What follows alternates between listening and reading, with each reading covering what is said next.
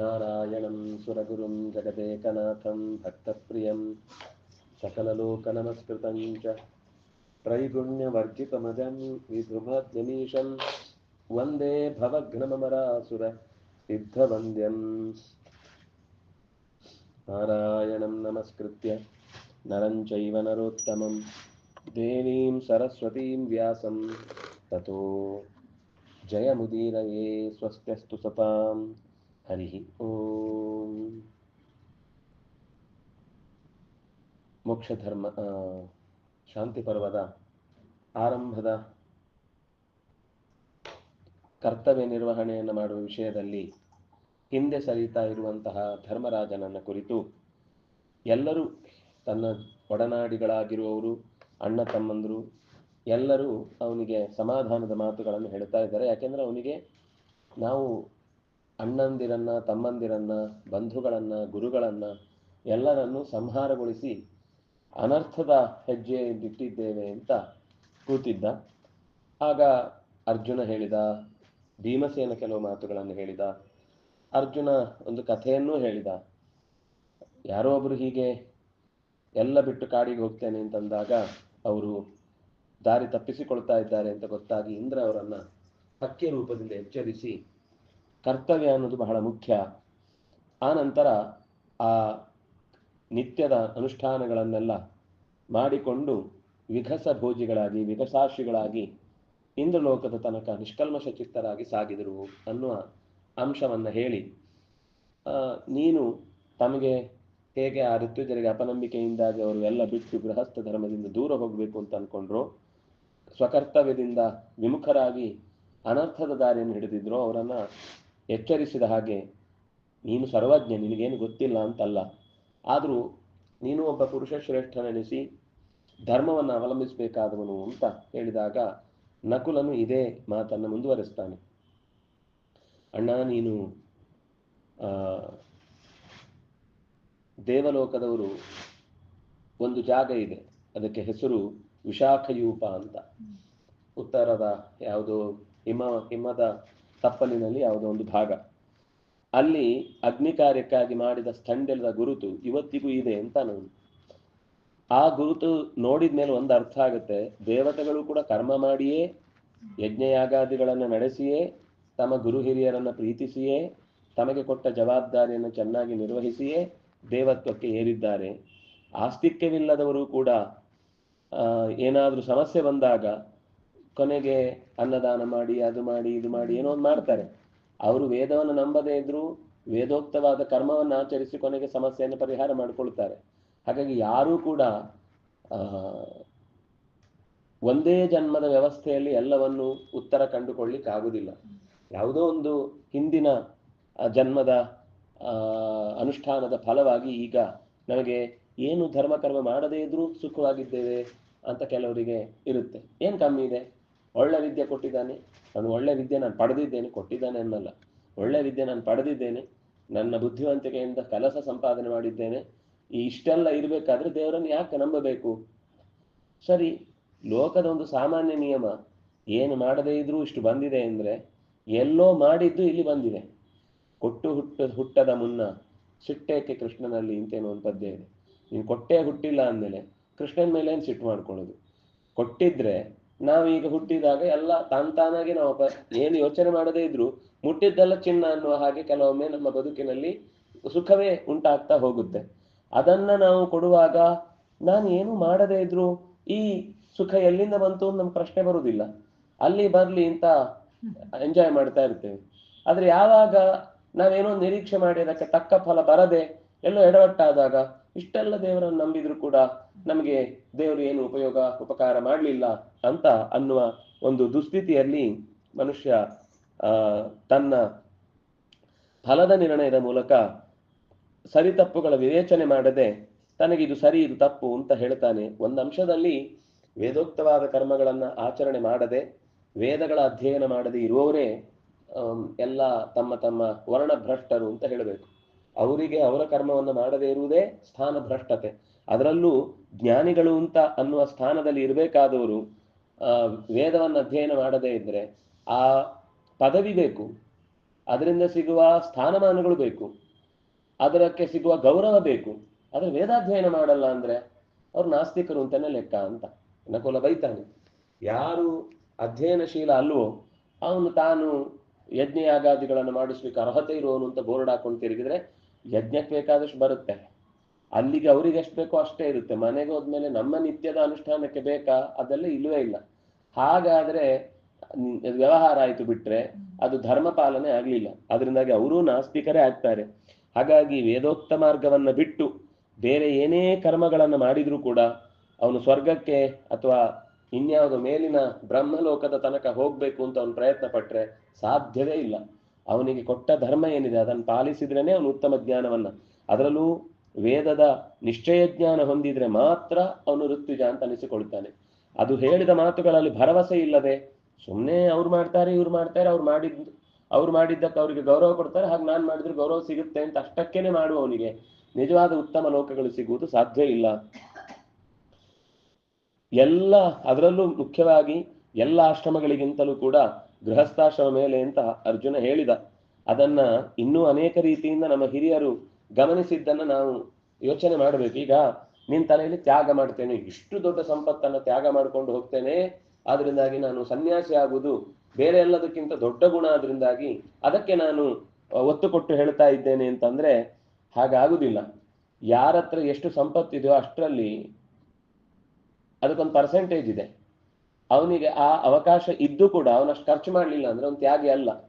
ನಮ್ಮ ಸಾಮಾನ್ಯ ವ್ಯವಹಾರದಲ್ಲಿ ಏನಿರುತ್ತೆ ಹೇಳಿ, ಒಬ್ಬನ ಹತ್ರ 10 ರೂಪಾಯಿ ಇತ್ತು, ಅವನು ದೇವರಿಗೆ 1 ರೂಪಾಯಿ ಹಾಕಿದ. ಒಬ್ಬನ ಹತ್ರ 100 ರೂಪಾಯಿ ಇತ್ತು, ಅವನು 10 ರೂಪಾಯಿ ಹಾಕಿದ. ಒಬ್ಬನ ಹತ್ರ 1000 ಇತ್ತು, ಅವನು 100 ರೂಪಾಯಿ ಹಾಕಿದ. ಒಬ್ಬನ ಹತ್ರ 10,000 ಇತ್ತು, ಅವನು 1,000 ಹಾಕಿದ. ದೇವರ ಲೆಕ್ಕದಲ್ಲಿ ಇವರೆಲ್ಲರೂ ಸಮಾನರೇ ಅಲ್ವಾ? ಆದ್ರೆ ನಮ್ಮ ಲೆಕ್ಕದಲ್ಲಿ ಬೋರ್ಡ್ ಯಾರಿಗೆ ಬೀಳುತ್ತೆ? 10,000 ಕೊಟ್ಟವನಿಗೆ ಬೀಳುತ್ತೆ. 1 ರೂಪಾಯಿ ಕೊಟ್ಟವನಿಗೆ ಲೆಕ್ಕನೇ ಇಲ್ಲ, ಪಕ್ಕಕ್ಕೆ ಹೋಗು ಅಂತ ದೂಡಿ ಬಿಡ್ತೇವೆ. ಆದ್ರೆ ನಿಜವಾಗಿ ದೇವರು ಹಾಗೆ ಪರಿಗ್ರಹ ಮಾಡುವುದಿಲ್ಲ. ಲೋಕದ ವ್ಯವಹಾರದಲ್ಲಿ ಅವನು ಎಷ್ಟನ್ನ ದುಡಿದ್ರಲ್ಲಿ ಪಾಲು ಕೊಟ್ಟಿದ್ದಾನೋ ಅದು ಅವನ ಅಕೌಂಟಿಗೆ ಜಮೆ ಆಗ್ತಾ ಇರುತ್ತೆ. ಹೊರತು ಲೋಕದಲ್ಲಿ ಹೊರಗಿನಿಂದ ಎಷ್ಟು ದೊಡ್ಡ ನೋಟು ಕೊಟ್ಟ ಇನ್ನೂ ಒಂದು ಯೋಚನೆ ಮಾಡಬೇಕು. ಅವನು 10,000 ಕೊಟ್ಟರು ಕೂಡ ಅಕಸ್ಮಾತ್ ಅಲ್ಲಿ ಬೋರ್ಡ್ ಹಾಕಿಸ್ಲಿಲ್ಲ ಅಂದ್ರೆ ವಾಪಸ್ ಕೊಡಿ ಅಂತಾನೆ. ಇವನು 1 ರೂಪಾಯಿ ಕೊಟ್ಟವ ನಿಶ್ಚಿಂತೆಯಿಂದ, ದೇವರೇ ನನಗೆ ಇದಕ್ಕಿಂತ ಹೆಚ್ಚು ಹಾಕ್ಲಿಕ್ಕೆ ಶಕ್ತಿ ಇಲ್ಲಪ್ಪ, ಇದನ್ನು ಕೊಟ್ಟಿದ್ದೇನೆ, ನಿನ್ನ ಕಡೆ ನನ್ನ ಕಡೆ ನಿನ್ನದೊಂದು ಕೃತಜ್ಞತೆಯ ಅದು ಕರುಣೆಯ ದೃಷ್ಟಿ ಇರ್ಲಿ ಅಂತ ಅವನು ಕೇಳ್ಕೊಂಡು ಹಾಕಿದ್ದ ಅಂದ್ರೆ ಅವನದು ಪರಿಪೂರ್ಣ. ಯಾಕೆಂದ್ರೆ ಅವನಿಗೆ 10,000ದಷ್ಟೇ ಬೆಲೆ 1 ರೂಪಾಯಿಂದು, ಅವನಿಗೆ ಅದರ ಬೆಲೆ ಅಷ್ಟು ದೊಡ್ಡದಿದೆ. ಅವನದನ್ನು ಉಪಯೋಗಿಸ್ಕೊಂಡ್ರೆ ಒಂದೇನೋ ಒಂದು ಹೊತ್ತಿಗೆ ಊಟಕ್ಕಾಗ್ತಿತ್ತು ಅಂತ ಇಟ್ಕೊಂಡಂತ ಸಂಪತ್ತು ಅವನು ಕೊಟ್ಟಿದ್ದಾನೆ ಅಂದ್ರೆ ಅವನ ಸಂಪತ್ತು ದೊಡ್ಡದಾಗುತ್ತೆ. ಹಾಗಾಗಿ ತ್ಯಾಗ ಅಂದ ತಕ್ಷಣ ಅವ್ರ ಹತ್ರ ಎಷ್ಟು ಸಾಮರ್ಥ್ಯ ಇದೆ ಅಂದ್ರೆ ಒಂದು ಪಾಲನ್ನು ಅರ್ಪಿಸಿದ್ರೆ ಮಾತ್ರ ಅದು ತ್ಯಾಗ ಆಗುತ್ತೆ. ಹೊರತು ನೀನು ಅಣ್ಣ ತಮ್ಮಂದ್ರೆಲ್ಲ ಸೇರಿ ಗಳಿಸಿದ್ದೀಗ, ನೀನೊಬ್ಬನೇ ಹೋಗಿ ಗೆದ್ದು ತಂದು ಈಗ ತ್ಯಾಗ ಮಾಡಿ ಹೋಗ್ತೀನಿ ಅಂದ್ರೆ ದೊಡ್ಡ ವಿಷಯ. ಎಲ್ಲರೂ ಕೂಡಿ ಸಂಪಾದಿಸಿದ್ದನ್ನ ನೀನೊಬ್ಬ ಹೇಗೆ ತ್ಯಾಗ ಮಾಡುವುದು? ನೀನು ಒಬ್ಬ ಹೇಗೆ ಅದನ್ನ ದಾನ ಮಾಡಿ ಹೊರಡುದು? ಅದು ಮಹಾತ್ಯಾಗ ಅಂತ ಅನಿಸುವುದಿಲ್ಲ. ನೋಡ್ಲಿಕ್ಕೆ ತ್ಯಾಗದ ಹಾಗೆ ಶಬ್ದ ಕಾಣಿಸ್ತಿದೆ ಅಷ್ಟೇ. ಗೃಹಸ್ಥ ಧರ್ಮದಲ್ಲಿರುವಾಗ ಅಲ್ಲಿ ಏನು ಸುಖ ದುಃಖಗಳು ಭೋಗಗಳು ಉಂಟಾಗುತ್ತೆ, ಅವನಿಗೆ ಆ ಸಂಸಾರದಲ್ಲಿ ನಿಜವಾಗಿಯೂ ವೈರಾಗ್ಯ ಬಂದು ಇದು ಶಾಶ್ವತ ಅಲ್ಲ ಅಂತ ಅನ್ನಿಸಿ ಅಲ್ಲಿ ತನಕ ಮಾಡಬೇಕಾದ ಕರ್ತವ್ಯಗಳನ್ನು ಮುಗಿಸಿ ಅವರವರಿಗೆ ಜವಾಬ್ದಾರಿನಲ್ಲಿಗೆ ಬಿಟ್ಟು ಅವನು ಶರೀರವನ್ನು ತ್ಯಾಗ ಮಾಡಿ ಪ್ರಾಣ ಬಿಟ್ಟ ಅಂದ್ರೆ ಕಾಡಿಗೆ ಹೋಗಿ ಅವನ ತ್ಯಾಗಕ್ಕೊಂದು ಅರ್ಥ ಇದೆ. ಯಾಕಂದ್ರೆ ಅವನ್ನೆಲ್ಲ ಮಾಡಬೇಕಾದನ್ನು ಮಾಡಿ ಆಮೇಲೆ ಹೋಗಿದ್ದಾನೆ. ಅಥವಾ ತನಗೆ ಇದರಲ್ಲಿ ನಿಜವಾಗಿಯೂ ಯಾವ ರೀತಿಯಿಂದಲೂ ಕೂಡ ಸುಖವನ್ನು ಅನುಭವಿಸ್ಲಿಕ್ಕೆ ಆಗ್ತಾ ಇಲ್ಲ, ನನಗೆ ಇದು ಯಾವುದ್ರಲ್ಲೂ ಆಸಕ್ತಿ ಇಲ್ಲ ಅಂತ ಅವನು ಸಹಜವಾದ ಅಂದುಕೊಂಡು ಮುಂದೆ ಹೋದ ಅಂದ್ರೆ ಅವನು ಭಿಕ್ಷಾರ್ಥಿಯಾಗಿ ಮನೆ ಬಿಟ್ಟು ಮರದ ನೆರಳನ್ನು ಆಶ್ರಯಿಸಿ ಯಾರತ್ರ ಕೈ ಚಾಚದೆ ಯೋಗದ ದಾರಿ ಹಿಡಿದು ಅಕಸ್ಮಾತ್ ಅವನು ತಪಸ್ಸು ಮಾಡಿ ಭಗವಂತನನ್ನು ಒಲಿಸಿಕೊಂಡು ತ್ಯಾಗ ಮಾಡಿದ ಅಂದ್ರೆ ಅವನಿಗೆ ಅರ್ಥ ಇದೆ. ನೀನು ಇಲ್ಲಿ ತನಕ ಇಷ್ಟು 72 ವರ್ಷದ ತನಕವೂ ಮುಂದೆ ಅವಳು ಬೈತಾಳೆ, ಯಾರು ದ್ರೌಪದಿ ಬೈದಾಗ ಈ ಮಾತು ಹೇಳ್ತಾಳೆ, ಇಲ್ಲಿ ಅಧ್ಯಯನ ಮಾಡಬೇಕು, ಗುರುಪೂಜೆ ಮಾಡಬೇಕು, ಬ್ರಹ್ಮಚರ್ಯಲ್ಲಿರ್ಬೇಕು, ಅವರವರಿಗೆ ಸಂಬಂಧಪಟ್ಟ ಕರ್ತವ್ಯದಲ್ಲಿರ್ಬೇಕು. ಹಿಂದೆ ಎಲ್ಲ ಆಶ್ರಮಗಳನ್ನೆಲ್ಲ ಯಾವುದು ಹಿರಿದು ಅಂತ ತೂಕಕ್ಕೆ ಹಾಕಿದಾಗ ಗೃಹಸ್ಥ ಆಶ್ರಮಕ್ಕೆ ಒಂದು ತೂಕ ಹಾಕಿದ್ರೆ ಉಳಿದ 3 ಆಶ್ರಮಗಳು ಆ ತೂಕಕ್ಕೆ ಸಮವಾಗಿ ನಿಂತು. ಅಂದ್ರೆ ಇದು 3ಅನ್ನು ಹೊರುವ ವಿಶೇಷ ಗುಣ ಇಲ್ಲಿದೆ. ಅದರಿಂದಾಗಿ ಇದೇ ಒಳ್ಳೆಯ ಮಾರ್ಗ. ಯಾರಿಗೆ ನಿರಂತರವಾಗಿ ಉಳಿದವರನ್ನ ಪೋಷಿಸುವಷ್ಟು ಸಾಮರ್ಥ್ಯ ಇದೆ, ಅವನು ಪೋಷಿಸುವುದೇ ಅವನ ಧರ್ಮ. ಪೋಷಿಸ್ಲಿಕ್ಕಿಲ್ಲ ನನ್ನ ಹತ್ರ, ಆಗ ಬಿಡಿ. ನಿಮ್ಗೆ ನಿಜವಾಗಿಯೂ ಅದನ್ನ ಹ್ಯಾಂಡಲ್ ಮಾಡ್ಲಿಕ್ಕೆ ಆಗ್ತಿಲ್ಲ ಅಷ್ಟನ್ನ, ಆಗ ನೀವು ಅದನ್ನು ತ್ಯಾಗ ಮಾಡಿದ್ರೆ ಅದು ದೊಡ್ಡ ದೋಷ ಆಗುದಿಲ್ಲ. ಈಗ ಗುಣಗಳನ್ನ ಹೇಳುವಾಗ ಆಸೆಯ ತ್ಯಾಗ ಅನ್ನೋದು ದೊಡ್ಡ ವಿಷಯ. ಆಸೆಯ ತ್ಯಾಗ ಹೇಗೆ ಇರಬೇಕು? ಎಲ್ಲ ಗುಣಗಳಿಂದ ಕೂಡಿದಾಗ ಋಷಿಗಳಾದವರಿಗೆ ಅದು ಮಹಾ ವಿಷಯ. ಶಮೆ, ದಮೆ, ಸತ್ಯ, ಧೈರ್ಯ, ಶೌಚ, ರುಜುತ್ವ, ಯಜ್ಞ, ನಂಬಿಕೆ,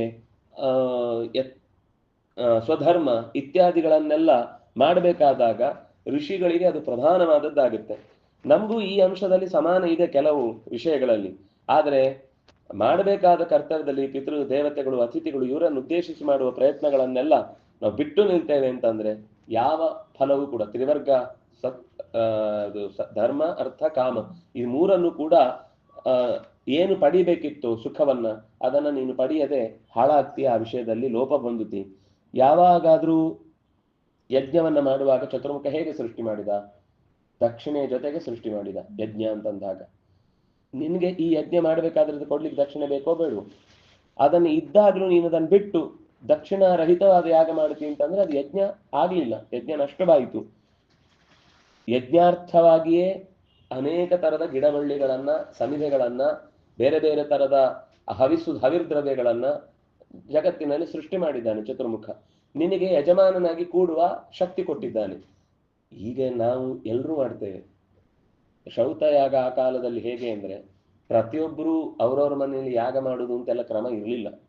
ಬಹುಶಃ ನೀವು ಚಿಕ್ಕವರಿದ್ದಾಗ್ಲೂ ಇಷ್ಟು ಯಾಗಗಳ ಅಂಶವನ್ನು ನೋಡಿಯೇ ಇರುವುದಿಲ್ಲ. ಏನಿದ್ರು ಮನೆಯಲ್ಲಿ ಒಂದು ದೇವ್ರ ಪೂಜೆ ಸರಿಯಾಗಿ ಆಗ್ಬೇಕು, ಏನೋ ಒಂದು ಪಾರಾಯಣ ಚೆನ್ನಾಗಾಗ್ಬೇಕು, ಧರ್ಮ ಕರ್ಮಗಳು, ಹಬ್ಬ ಹರಿದಿನಗಳು ಚೆನ್ನಾಗಾಗ್ಬೇಕು. ಬಿಟ್ರೆ ಈ ವರ್ಷಕ್ಕೊಂದು ಯಾವುದೋ ಮಹಾಯಾಗ, ಅದರಲ್ಲಿ ಏನೋ ದೊಡ್ಡ ಕಾರ್ಯಕ್ರಮ, ಆ ಸಂಸ್ಕಾರಗಳಿಗೆ ಮಾಡುವಂಥದ್ದೇನು, ಸಾವಿರಾರು ಜನರನ್ನು ಸೇರಿಸುವುದೇನು, ಇದೆಲ್ಲ ಊರಿಗೆ ಸಂಬಂಧಪಟ್ಟಂತೆ ಯಾಗ ಮಾಡುವುದೆಲ್ಲ ಊರಿನಲ್ಲಿ ಪಟೇಲರು ಅಥವಾ ರಾಜನ ವಂಶಸ್ಥರು ಅವರು ಯಾಜಮಾನ್ಯದಲ್ಲಿ ಕೂಡ್ಬೇಕು. ಕೂತು ಊರವ್ರನ್ನೆಲ್ಲ ಕರೆಸಿ ಯಾಗ ಮಾಡುವುದು ಅಂತ ಅನ್ನೋದು ಒಂದು ದೊಡ್ಡ ವ್ಯವಸ್ಥೆ ಇತ್ತು.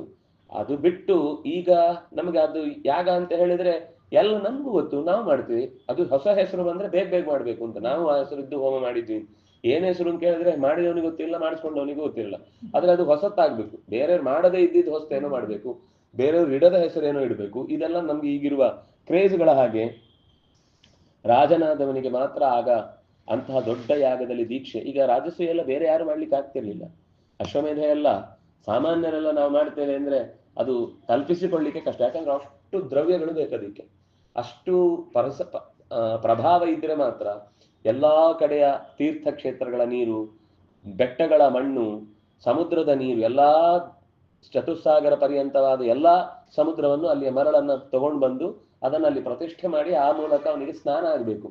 ಇದೆಲ್ಲ ನಾವು ಕಲ್ಪಿಸಿಕೊಳ್ಳಿಕ್ಕಾಗತ್ತೆ ಇವತ್ತೇನಂದ್ರೆ ನಾವು ಯಾರೋ ತಿರುಪತಿಯಿಂದ ಪ್ರಸಾದ ಬಂತು, ಉಡುಪಿಯಿಂದ ಪ್ರಸಾದ ಬಂತು, ಇಷ್ಟು ಕಲ್ಪಿಸ್ಕೊಳ್ಬೋದು ಅಷ್ಟೇ. ಬಿಟ್ರೆ ಇಡೀ ಹೆಚ್ಚು ಕಮ್ಮಿ ಕೆಲವೊಂದೇ ನದಿಗಳೇ ಇರಲ್ಲ. ನಾವು ಹೋಗುವ ಜಾಗದಲ್ಲೆಲ್ಲ ಬರಡಾಗಿ ಹೋಗಿ ಏನು ಇರಲ್ಲ, ಮಣ್ಣು ಸಿಗುವುದು ಅಷ್ಟೇ. ನದಿಯಲ್ಲೇ ಮಣ್ಣು ಸಿಗುತ್ತೆ ಹೊರತು ಬೆಟ್ಟದ ತನಕ ಹೋಗ್ಲಿಕ್ಕೆ ಅದು ಮೈನಿಂಗ್ ಆಗಿ ಹೊರಟೋಗ್ಬಿಟ್ಟಿರುತ್ತೆ. ಆದ್ರೆ ಅಂತ ಒಂದು ಯಾಗ ಮಾಡ್ಲಿಕ್ಕೆ ಅವಕಾಶ ಸಿಕ್ಕಿದಾಗ ರಾಜನಾದವನು ಮಾಡದೇ ಇದ್ರೆ ಅವನು ಮಹಾಪಾಪಿಷ್ಠ ಆಗ್ತಾನೆ, ಅವನ ಕರ್ತವ್ಯ ಭ್ರಷ್ಟನಾಗ್ತಾನೆ. ನಿನಗೆ ಸಿಕ್ಕಿದ ಅವಕಾಶವನ್ನ ಕಳ್ಕೊಂಡಿದ್ದಿ ಅನ್ನುವ ಕಾರಣಕ್ಕಾಗಿ ನೀನು ದಾರಿ ತಪ್ಪಿದ ಹಾಗಾಗುತ್ತೆ. ಯಾಕಂದ್ರೆ ಋಷಿಗಳಿಗೆ ವೇದಾಧ್ಯಯನ ಅನ್ನೋದು ಯಜ್ಞ. ಇನ್ನು ಕರ್ಮ ಕಾಂಡವನ್ನ ಚೆನ್ನಾಗಿ ಬಲ್ಲವರಿಗೆ ಯಾಗ ಅನ್ನೋದು ಅವರಿಗೆ ಸಂಬಂಧಪಟ್ಟ ಯಜ್ಞ. ದ್ರವ್ಯ ಯಜ್ಞ, ತಪೋಯಜ್ಞ, ಯೋಗ ಯಜ್ಞ, ಸ್ವಾಧ್ಯಾಯ, ಜ್ಞಾನ ಯಜ್ಞ. ಇನ್ನು ಅವ್ರವ್ರಿಗೆ ಏನೇನು ಸಾಧ್ಯ ಆಗುತ್ತೋ ಎಲ್ಲ ಒಂದೊಂದು ಯಜ್ಞ. ಈಗ ನಾವು ಮಾಡ್ತಾ ಇರೋದು ಒಂದು ಜ್ಞಾನ ಯಜ್ಞ. ನಮಗೇನು ತಿಳುವಳಿಕೆ ಇದೆ ಅದನ್ನ ಹಂಚಿಕೊಂಡು ಅರ್ಥ ಮಾಡ್ಕೊಂಡು ಇದನ್ನು ಹೇಗೆ ನಮ್ಮ ಜೀವನದಲ್ಲಿ ಬದುಕಿನಲ್ಲಿ ರೂಢಿಸ್ಕೊಳ್ಬಹುದು ಅಂತ ಮಾಡ್ತಾ ಇರುವ ಪ್ರಯತ್ನ. ಅದರಲ್ಲಿ ಎಲ್ಲರಿಗೂ ತಿಳ್ಕೊಳ್ಬೇಕು ಅಂತ ಅನ್ನುವ ದೃಷ್ಟಿಯಿಂದಲೇನೆ, ಎಲ್ಲರೂ ತಿಳಿದು ತಮ್ಮ ಕರ್ತವ್ಯದಲ್ಲಿ ಭಗವತ್ ಪ್ರಜ್ಞೆಯಿಂದಲೇ ಅದನ್ನು ಮಾಡಬೇಕು ಅನ್ನೋ ದೃಷ್ಟಿಯಿಂದಲೇನೆ ಹಿಂದೆ ಮನೆಗಳಲ್ಲಿ ಸಂಜೆ ಒಂದು ದೊಡ್ಡವರೇನೋ ಪುರಾಣ ವಾಚನ ಮಾಡುವುದು, ಉಳಿದವರೆಲ್ಲ ಗುಂಪು ಕೂಡಿ ಕೇಳಿ ಕೊನೆಗೊಂದು ಭಜನೆ ಮಾಡಿ ದೀಪ ಹಚ್ಚಿ ಒಂದು ಸಂತೋಷ ಇತ್ತು. ಅಂದ್ರೆ ಅಷ್ಟು ಮಕ್ಕಳಿಗೆ ತಾನಾಗಿ ಜನರೇಷನ್ ಅದೊಂಥರ ರಿಲೇ ಇದ್ದ ಹಾಗೆ. ಈ ಓಡುದ್ರಲ್ಲಿ 100 ಮೀಟರ್ಗೆ ಅವ್ರ ಕೋಲನ್ನ ಮುಂದಕ್ಕೆ ಅಥವಾ ದೀಪನೇನೋ ಮುಂದಕ್ಕೆ ಹೋಗ್ತಾ ಇರ್ಬೇಕು. ಹಾಗೊಂದು ಪರಂಪರೆ ಇತ್ತು. ಈಗ ಅದೇನೋ ಒಂದು ಪ್ರಶ್ನಿಸ್ಬೇಕು ಅಂತ, ಅಥವಾ ಎಲ್ಲ ತಪ್ಪಲ್ಲ ಪ್ರಶ್ನಿಸ್ಬೇಕು ಅಂತ. ಈಗ ನೀವು ಇಡೀ ಮಹಾಭಾರತ ನೋಡಿದ್ರೆ ಎಲ್ಲ ಪ್ರಶ್ನೆನೇ. ಜನಮೇಜಯ ಪ್ರಶ್ನೆ ಕೇಳಿದ್ರೆ ವೈಶಂಪಾಯನರು ಉತ್ತರ ಕೊಡ್ತಾರೆ, ಸೂತ ಪುರಾಣಿಕರ ಹತ್ರ ಶೌನಕರು ಕೇಳಿದ್ರೆ ಉತ್ತರ ಕೊಡ್ತಾರೆ, ಪರೀಕ್ಷಿತ ರಾಜನ ಹತ್ರ ಪರೀಕ್ಷಿತ ರಾಜ ಶುಕಮುನಿ ಹತ್ರ ಕೇಳಿದಾಗ ಅವರು ಉತ್ತರ ಕೊಡ್ತಾರೆ, ಕೃಷ್ಣ ಅರ್ಜುನನಿಗೆ ಉತ್ತರ ಕೊಡ್ತಾನೆ. ಎಲ್ಲಾ ಪ್ರಶ್ನೆ ಉತ್ತರ ಇಲ್ಲದೆ ಈ ಜೀವನವೇ ಇಲ್ಲ. ನಮ್ಮಲ್ಲಿ ಪ್ರಶ್ನೆ ಕೇಳುವ ಅಭ್ಯಾಸವೇ ಇಲ್ಲ. ಈ ವಿಷಯದಲ್ಲಿ ಏನಾದ್ರೂ ನಮಗೆ ಈ ಧರ್ಮಕ್ಕೆ ಏನಾದ್ರೂ ಒಂದು ಚ್ಯುತಿ ಬರುವಂತಹ ಸ್ಥಿತಿಯಲ್ಲಿರುವಂತಹ ವಿಷಯಗಳನ್ನ ಕೇಳ್ಬೇಕಾದಾಗ ತಕ್ಷಣ ಎದ್ದು ನಿಂತು ಬೇರೆ ಎಲ್ಲೂ ಈ ಪ್ರಶ್ನೆ ಕೇಳಲ್ಲ. ಕೈ ಹಾಕೊಳ್ಳೋದು ಕೇಳಲ್ಲ, ಬೂಟಿಗೆ ಲೇಸ್ ಹಾಕೊಳ್ಳೋದು ಕೇಳಲ್ಲ, ಅದ್ಯಾಕೆ ತಿಲಕ ಇಡುವುದು ಕೇಳ್ತಾರೆ, ಅದ್ಯಾಕೆ ಊಟ ಮಾಡುವಾಗ ನೆಲದಲ್ಲಿ ಊಟ ಮಾಡ್ಬೇಕು ಕೇಳ್ತಾರೆ. ಅಂದ್ರೆ ಕೇಳಿ, ಉತ್ತರ ಇದ್ದದಾಗ ಹೇಳ್ಬೇಕು, ಹೇಳಿದಾಗ ಸರಿ. ಆದ್ರೆ ಈ ತರ ಎಲ್ಲದರಲ್ಲೂ ಪ್ರಶ್ನೆ ಕೇಳಲ್ಲ. ಇಲ್ಲಿ ಮಾತ್ರ ಪ್ರಶ್ನೆ. ಶಾಲೆಯಲ್ಲೂ ಮಕ್ಕಳನ್ನು ಈ ಪ್ರಶ್ನೆಗಳಲ್ಲಿ ಮಾತ್ರ ಅವರು ಬೇಕಾದಷ್ಟು ಇಂಥ ರಿಚುವಲ್ಸ್ ಗಳನ್ನ ಮಾಡ್ತಾರೆ, ಉಳಿದ ಧರ್ಮೀಯರು ಕೂಡ.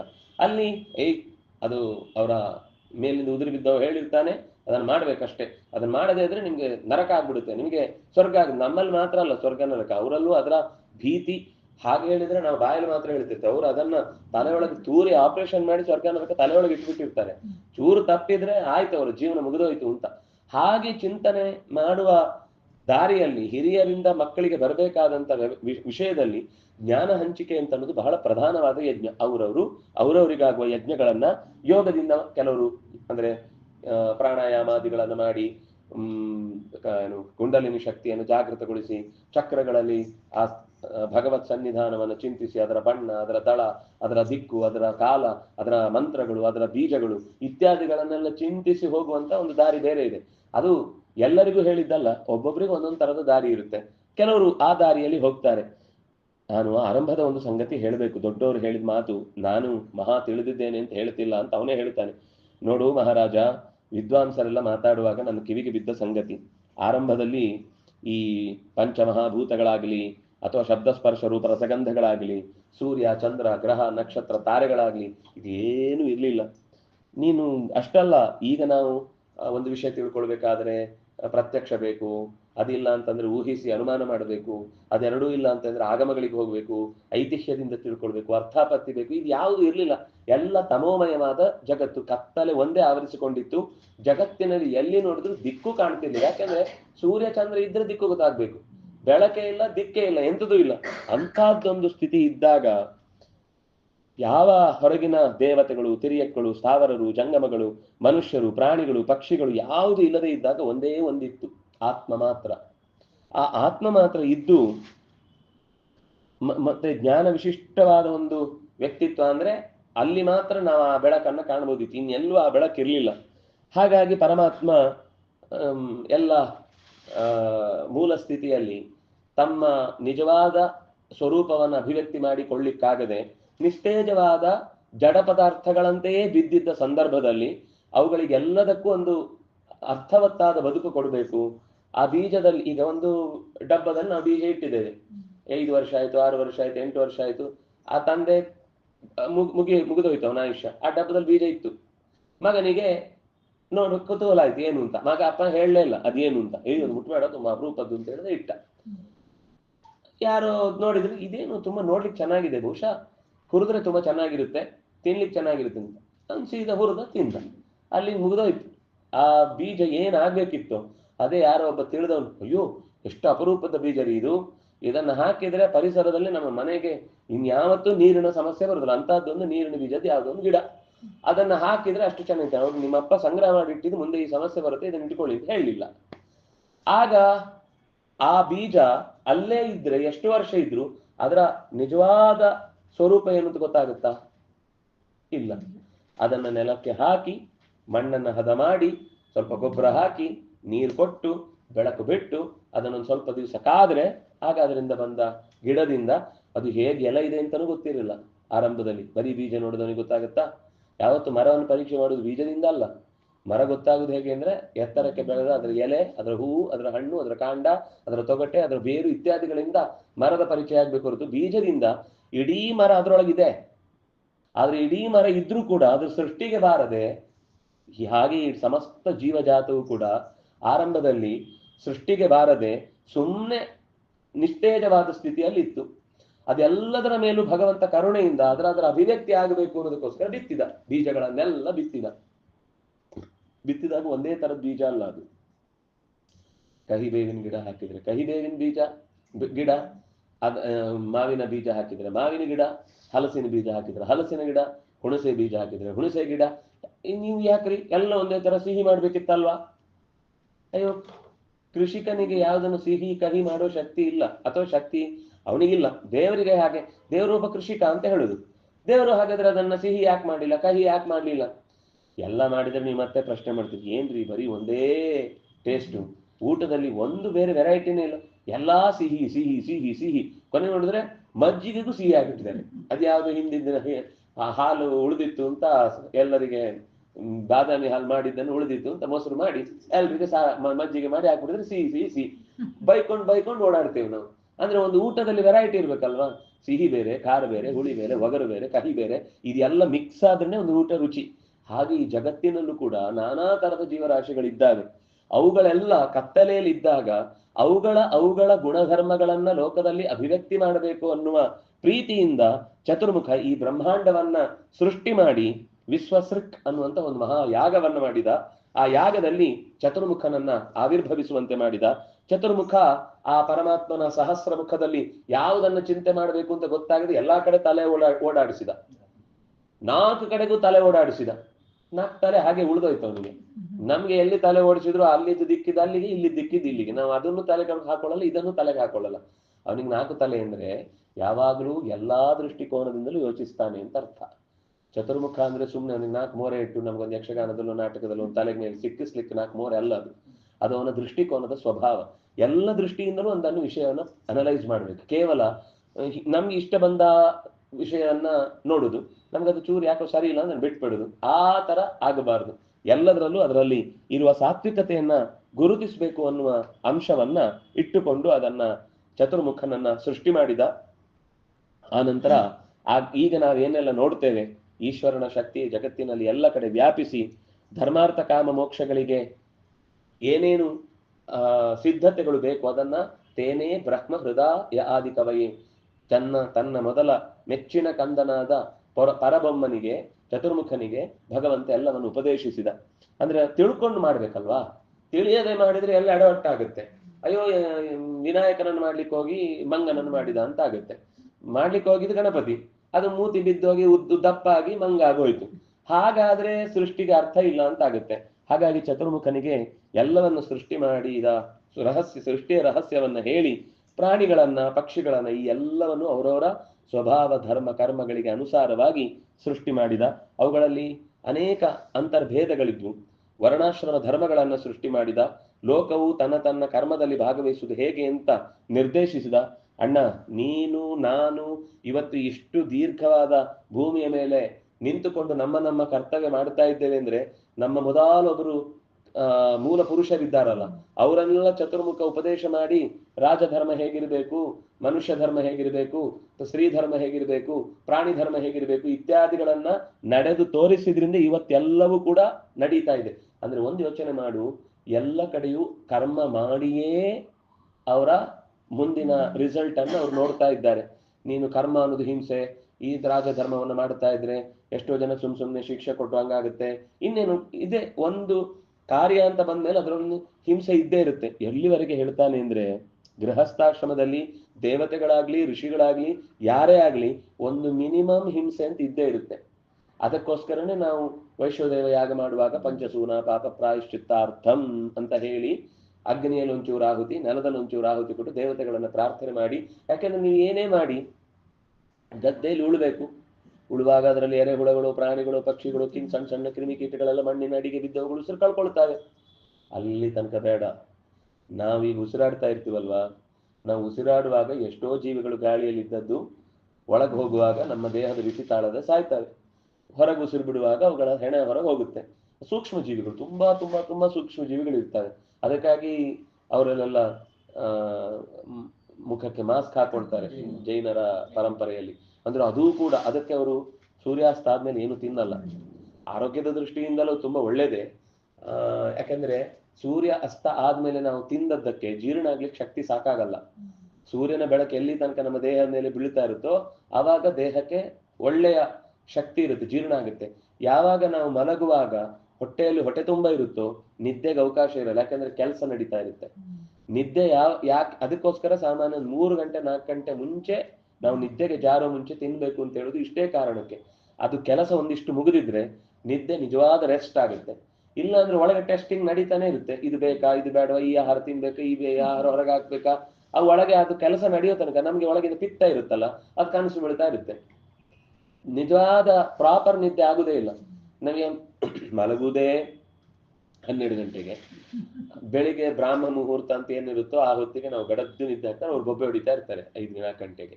ಅವರಲ್ಲೆಲ್ಲ ತಲೆ ಹಾಳು ಮಾಡ್ತಿರ್ತಾರೆ ಮಕ್ಕಳದ್ದು. ಅವ್ರು 5 ಗಂಟೆ 4 ಗಂಟೆ ಎದ್ದಿರ್ಬೇಕು. ಅವ್ರು ಯಾವ ಕಾಲದಲ್ಲಿ ಏನು ಹೇಳಿದ್ರೆ ತಲೆಗೆ ಚೆನ್ನಾಗಿ ಕೂಡುತ್ತೋ ಆ ಕಾಲದಲ್ಲಿ ನಾವು ನಿದ್ದೆಗೆ ಹೋಗಿರ್ತೇವೆ.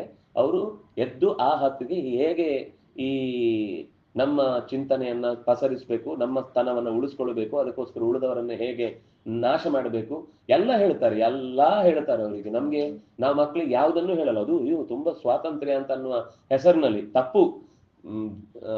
ನಾವು ಅವರ ಹಾಗೆ ಮಕ್ಕಳಿಗೆ ಏನೂ ತಿಳಿಯದೆ ನೀ ಮಾಡಿದ್ದೆಲ್ಲ ಹೀಗೆ ಅಂತ ಅನ್ನೋ ತರ ಬುದ್ಧಿವಾದ ಹೇಳಲಿಕ್ಕಿಲ್ಲ ನಮ್ಗೆ. ಆದ್ರೆ ಕನಿಷ್ಠ ಪಕ್ಷದ ಆಚರಣೆಯನ್ನಾದ್ರೂ ಮಾಡ್ಬೇಕಲ್ಲ. ಅವರು ನೋಡಿ ಆ ಹೊತ್ತು ಬಂದಾಗ ದೊಡ್ಡ ದೊಡ್ಡ MNC ಕಂಪನಿಗಳಲ್ಲೂ ಕೂಡ ಆ ಹೊತ್ತಿಗೆ ಅವರನ್ನ ಯಾರು ಡಿಸ್ಟರ್ಬ್ ಮಾಡ್ಲಿಕ್ಕೆ ಆಗಲ್ಲ. ಅವ್ರಿಗೆ ಒಂದು ರೂಮ್ ಕೊಡಬೇಕು, ಅವ್ರು ಹೋಗಿ ನಮಾಜ್ ಮಾಡ್ತಾರೆ. ಸಣ್ಣ ಮಗುವಾದ್ರೂ ಕೂಡ ಮನೆಯಲ್ಲಿ ಬಾರಿಸಿ ಆ ಹೊತ್ತಿಗೆ ಮಾಡಿಸ್ತಾರೆ, ಚಿಕ್ಕ ಮಕ್ಳು ಇಲ್ಲಿ ದೊಡ್ಡವರು ಇಲ್ಲಿ.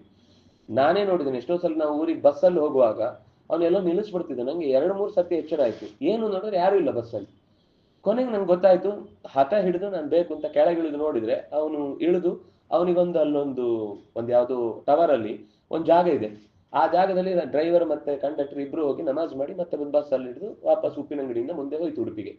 ಅಂದ್ರೆ ಇದು ಒಂದ್ ಕಡೆ ಅಲ್ಲ, ನೀವು ಇನ್ನೂ ಅನೇಕ ಕಡೆಗಳೆಲ್ಲ ಇಲ್ಲಿಂದ ಭಟ್ಕಳಕ್ಕೆ ಹೋಗುವ ದಾರಿಯಲ್ಲೆಲ್ಲ ಅವರ ರಸ್ತೆಯಲ್ಲಿ ನಿಲ್ಲಿಸ್ಬಿಟ್ರೆ ರಸ್ತೆಯಲ್ಲಿ ಮಾಡ್ತಿರ್ತಾರೆ. ಅಲ್ಲೇ ನಿಲ್ಲಿಸಿ ರಸ್ತೆಯಲ್ಲಿ ಮಾಡಿ ನೀವೆಲ್ಲ ಮಿಕ ಅಂತ ನೋಡ್ತಾ ನಿಂತಿರ್ಬೇಕು ಹೊರತು ಅವರು ನಾವು ಯಾವ ಆಕ್ಷೇಪ ತಡ ಆಗುತ್ತೆ ಹೇಳಿದ್ರೆ ನಮ್ಮ ಆಚರಣೆ ಮುಖ್ಯ, ಆಮೇಲೆ ನೀವು ಏನಾದ್ರು ಮಾಡ್ಕೊಂಡು ಬೇಕಾದ್ರೆ ಹಿಡಿದು ಹೋಗಿ ಅಂತಾರೆ.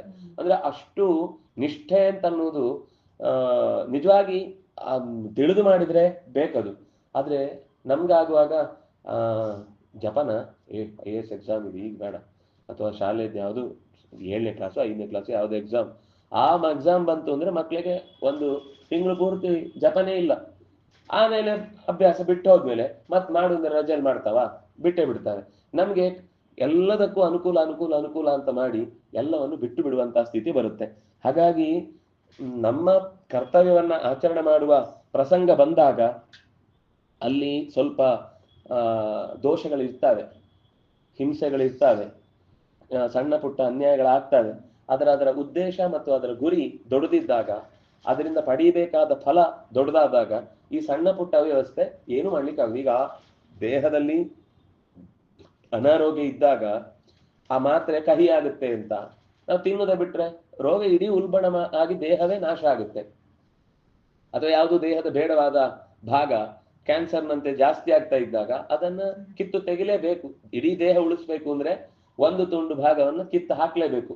ಹಾಗೆ ಹಿಂಸೆ ಇಲ್ಲದೆ ಋಷಿಗಳಾಗಲಿ ದೇವತೆಗಳಾಗಲಿ ಮನುಷ್ಯರಾಗಲಿ ಯಾವ ಕರ್ಮವನ್ನು ಕೂಡ ಪೂರ್ಣ ಪ್ರಮಾಣದಲ್ಲಿ 100% ಕರೆಕ್ಟ್ ಆಗಿ ಮಾಡ್ಲಿಕ್ಕೆ ಆಗಲ್ಲ. ಇದು ನಮ್ಗೆ ಮೊದಲು ಗೊತ್ತಿರಬೇಕು. ಏನು ಅಂದ್ರೆ ಇವತ್ತು ಮಕ್ಕಳಿಗೆಲ್ಲ ತಲೆ ಕೆಡಿಸೋದು ಹೇಗೆ ಅಂದ್ರೆ ಶಾಲೆಯಲ್ಲಿ ಮೊಟ್ಟೆ ಅವರಿಗೆ ಕೊಡ್ತಾರೆ, ಅದು ಸಸ್ಯಾಹಾರ ಹಾಗೆ ಹೀಗೆ, ಯಾಕೆಂದ್ರೆ ಅದು ಇನ್ನು ಜೀವನೇ ಆಗಿರಲ್ಲ, ಅದರಲ್ಲಿ ರಕ್ತವೇ ಬಂದಿರಲ್ಲ, ಅದೆಲ್ಲ ಬಂದ್ರೆ ಮಾತ್ರ ಅದು ಜೀವ, ಅದರಿಂದಾಗಿ ತಿನ್ಬೋದು ಅಂತ. ಆಮೇಲೆ ಆದ್ರೂ ಏನೋ ಕಂಪ್ಲೇಂಟ್ ಮಾಡಿ ತಿನ್ನಲ್ಲ ಅಂತಂದ್ರೆ ನೀವು ಹಾಲು ಕುಡಿಯುದು ತಪ್ಪಾಗದ್ರೆ, ಯಾಕೆಂದ್ರೆ ಅದು ಕೂಡ ಹಸುವಿನ ಶರೀರದ ಒಂದು ಭಾಗ, ಅದು ಅದರ ಶರೀರದಿಂದಲೇ ಹುಟ್ಟುವ ಒಂದು ಭಾಗ. ಹೀಗೆ ನಮಗೆ ಇಷ್ಟು ಸಾಕು ಮಕ್ಳಿಗೆ ತಲೆ ಕೆಡ್ಲಿಕ್ಕೆ, ಹೌದಲ್ವಾ? ಹಾಲು ಹಸುವಿನದ್ದೇ ಒಂದು ಶರೀರದ ಭಾಗ, ಅಲ್ಲಿಂದಲೇ ಬರುದು. ಅದು ಕರುವಿ ಕೊಡ್ಬೇಕು, ಅದನ್ನ ನಾವು ಕಿತ್ತು ತಿಂತೇವೆ, ಅದು ಒಂದು ಅನ್ಯಾಯ. ಆದ್ರೆ ಇದನ್ನು ಮಾತ್ರ ತಿನ್ಬೇಡಿ ಅಂತ ಹೇಳ್ತಾರೆ. ನಮ್ಗೆ ಮೇಲ್ನೋಟಕ್ಕೆ ಇವಾಗ ನೋಡಿದಾಗ ಹೌದಲ್ವಾ ಅಂತ ಅನ್ಸತ್ತೆ. ಆದ್ರೆ ಅದಕ್ಕೆ ಅವ್ರು ಹೇಳಿದ್ದು, ಆ ಹಸು ಇರುವುದೇ ಹಾಲು ಕೊಡ್ಲಿಕ್ಕೆ, ಅದಕ್ಕೆ ಹಾಲು ತೆಗಿಲಿಲ್ಲ ಅಂದ್ರೆ ಕೆಚ್ಚಲಿನಿಂದ ಅದಕ್ಕೆ ನೋವಾಗುತ್ತೆ. ಒಂದು ಭಾಗ ಕರುವಿ ಕೊಡ್ಬೇಕು, ಕರುವಿಗೂ ಪೂರ್ತಿ ಕುಡಿದ್ರೆ ಅದಕ್ಕೆ ಹೊಟ್ಟೆ ಹಾಳಾಗುತ್ತೆ. ಅದು ಮತ್ತೆ ಹೊಸ ಮೇವು ಅಥವಾ ಇತ್ಯಾದಿಗಳನ್ನು ತಿನ್ನುವ ಅಭ್ಯಾಸವೇ ಬಿಟ್ಟು ಹೋಗ್ತೀವಿ. ನಾವು ಮಕ್ಕಳಿಗೂ ಮಾಡಲ್ವಾ, 1-1.5 ವರ್ಷ ಮಾತ್ರ ಅವ್ರಿಗೆ ಎದೆ ಹಾಲು ಅಂತ, ಆಮೇಲೆ ಇಲ್ಲ ಅದು ಸ್ವಲ್ಪ ಅನ್ನ ತಿನ್ಬೇಕು, ಜಜ್ಜಿ ಅದಕ್ಕೆ ಮಣ್ಣಿ ಹಾಕ್ಬೇಕು, ಇನ್ನೊಂದು ಮಾಡ್ಬೇಕು, ಅದು ಅಭ್ಯಾಸ ಆಗ್ಬೇಕಿಲ್ಲ ಅಂದ್ರೆ ಅದು ಬಿಟ್ಟು ಬಿಡಲ್ಲ ಅಂತ ನಾವೇ ನಿಲ್ಲಿಸ್ತೇವೆ.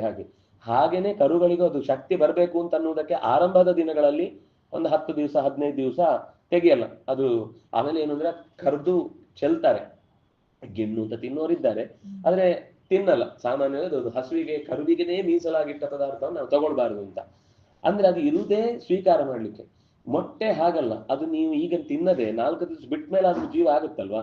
ಈಗ ರಕ್ತ ಕಾಣದೇ ಇರ್ಬೋದು, ಆದ್ರೆ ಅದ್ರಲ್ಲಿ ನಾಳೆ ಬರಬೇಕಾದ ಜೀವ ಈಗಲೇ ಇದೆಯಲ್ವಾ. ಆ ಆ ವಸ್ತುವಿನ ನಾಶದಿಂದ ನಾಳೆ ಹುಟ್ಟಬೇಕಾದ ಒಂದು ಜೀವಿ ಇಲ್ಲ ಆಗುತ್ತೆ. ಹಾಲು ನಾವು ಸ್ವೀಕಾರ ಮಾಡಿದ್ರೆ ಇನ್ನೊಂದು ಜೀವಿಗೆ ಏನು ತೊಂದರೆ ಆಗುವಂತದ್ದಲ್ಲ. ಅದು ಹಸುವಿಗೆ ಕರುವಿ ಕೊಡುವಷ್ಟನ್ನು ಕೊಟ್ಟು ಉಳಿದದ್ದನ್ನು ನಾವು ಸ್ವೀಕಾರ ಮಾಡ್ತಾ ಇರುವುದು ಅಂತ ಒಂದು ಅರ್ಥ. ಇಂಥದ್ದು ಜೇನಿನ ಬಗ್ಗೆ ನಾವು ಅದನ್ನೆಲ್ಲ ಹಿಂದಿನವ್ರು ಎಷ್ಟು ಯೋಚನೆ ಮಾಡಿ ಯಾವುದು ಪವಿತ್ರ ಅಂತ ಹೇಳುವಾಗ ಇದನ್ನೆಲ್ಲ ಪವಿತ್ರ ಅಂತ ಹೇಳಿದ್ದಾರೆ. ಕರುವಿನ ಅದು ಬಾಯಿಯಿಂದ ಇಳಿದ ನೊರೆಯೂ ಪವಿತ್ರ, ಜೇನಿನಿಂದ ಸ್ವೀಕಾರ ಆದಂತಹ ಜೇನು ನೊಣದಿಂದ ಬಂದ ಜೇನು ಪವಿತ್ರ, ರೇಷ್ಮೆಯ ಬಟ್ಟೆ ಪವಿತ್ರ, ಕೂತ್ಕೊಳ್ಳಿಕ್ಕೆ ಹಾಕಿದ ಕೃಷ್ಣಾಜಿನ ಪವಿತ್ರ. ಇದೆಲ್ಲ ಯಾಕೆ ಹೇಳಿದ್ದಾರೆ ಅಂದ್ರೆ ಅದರಿಂದ ಆಗುವ ಫಲ ಏನಿದೆ ಅದು ತುಂಬಾ ದೊಡ್ಡದು.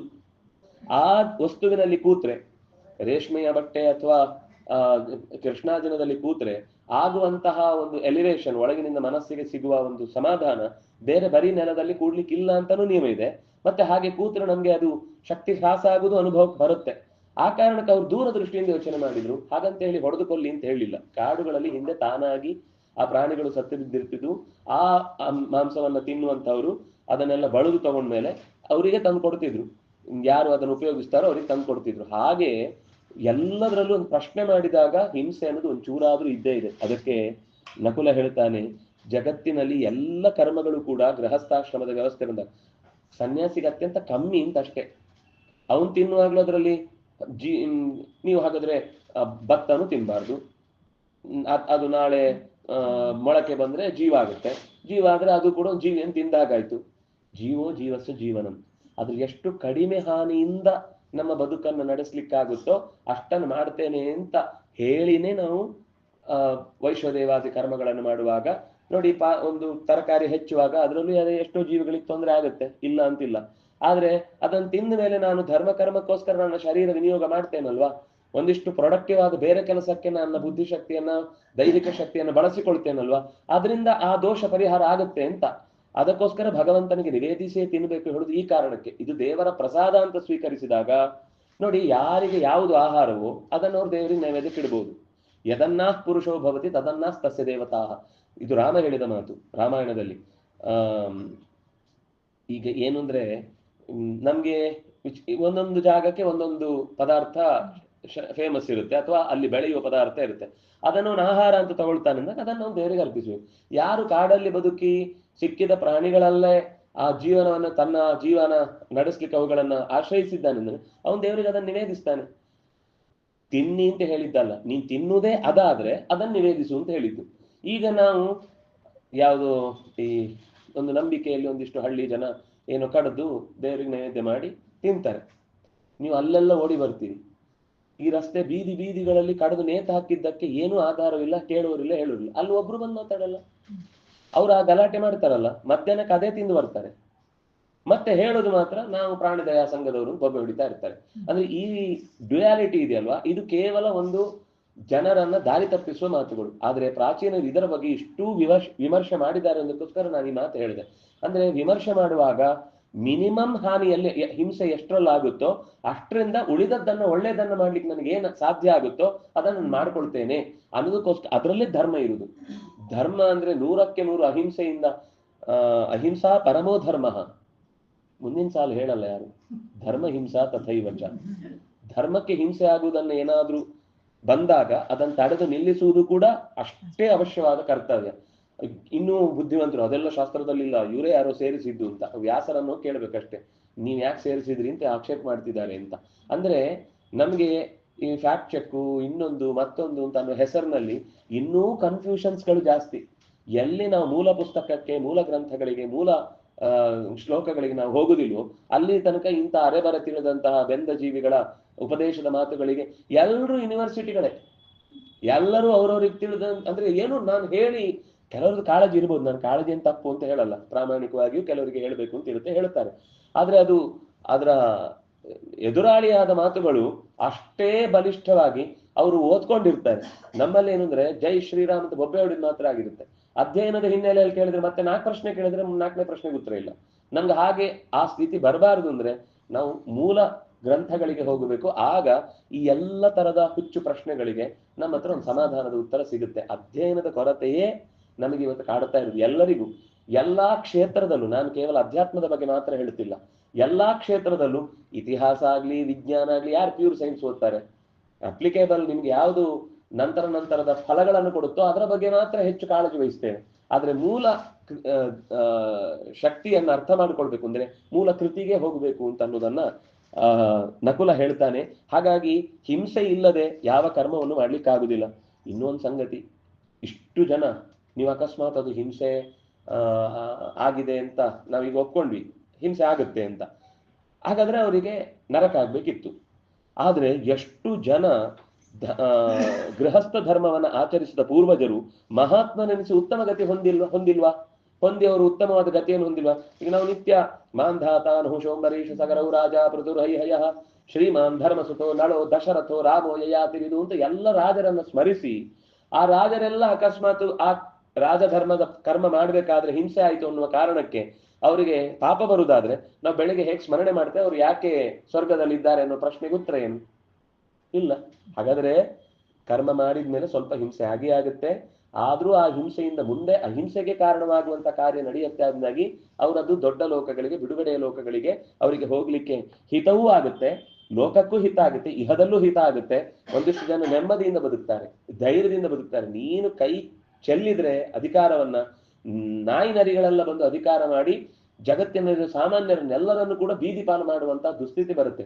ದುರ್ಯೋಧನನಿಂದ ಕೈ ತಪ್ಪಿಸ್ಬೇಕು ಅಂತ ನಾವು ಆಲೋಚನೆ ಮಾಡಿದ್ದೆ ಸಾಮಾನ್ಯ ಜನರಿಗೆ ಕಣ್ಣಿಗೆ ಮಣ್ಣು ಹಾಕಿ ಆತ ಮೋಸದಿಂದ ನಿಮ್ಮನ್ನ ಭಾರಿ ಧರ್ಮಿಷ್ಠ ಅಂತ ಅನ್ನುವಾಗಿ ತೋರ್ಪಡಿಸ್ತಾ ಇದ್ದಾನೆ ಹೊರತು ನಿಜವಾದ ಉದ್ದೇಶದಲ್ಲಿ ಅವನ ಧರ್ಮ ಇಲ್ಲ ಅಂತ ಹೇಳಲಿಕ್ಕೋಸ್ಕರ ನಾವು ಇಷ್ಟು ಕಷ್ಟಪಟ್ಟಿದ್ವಿ.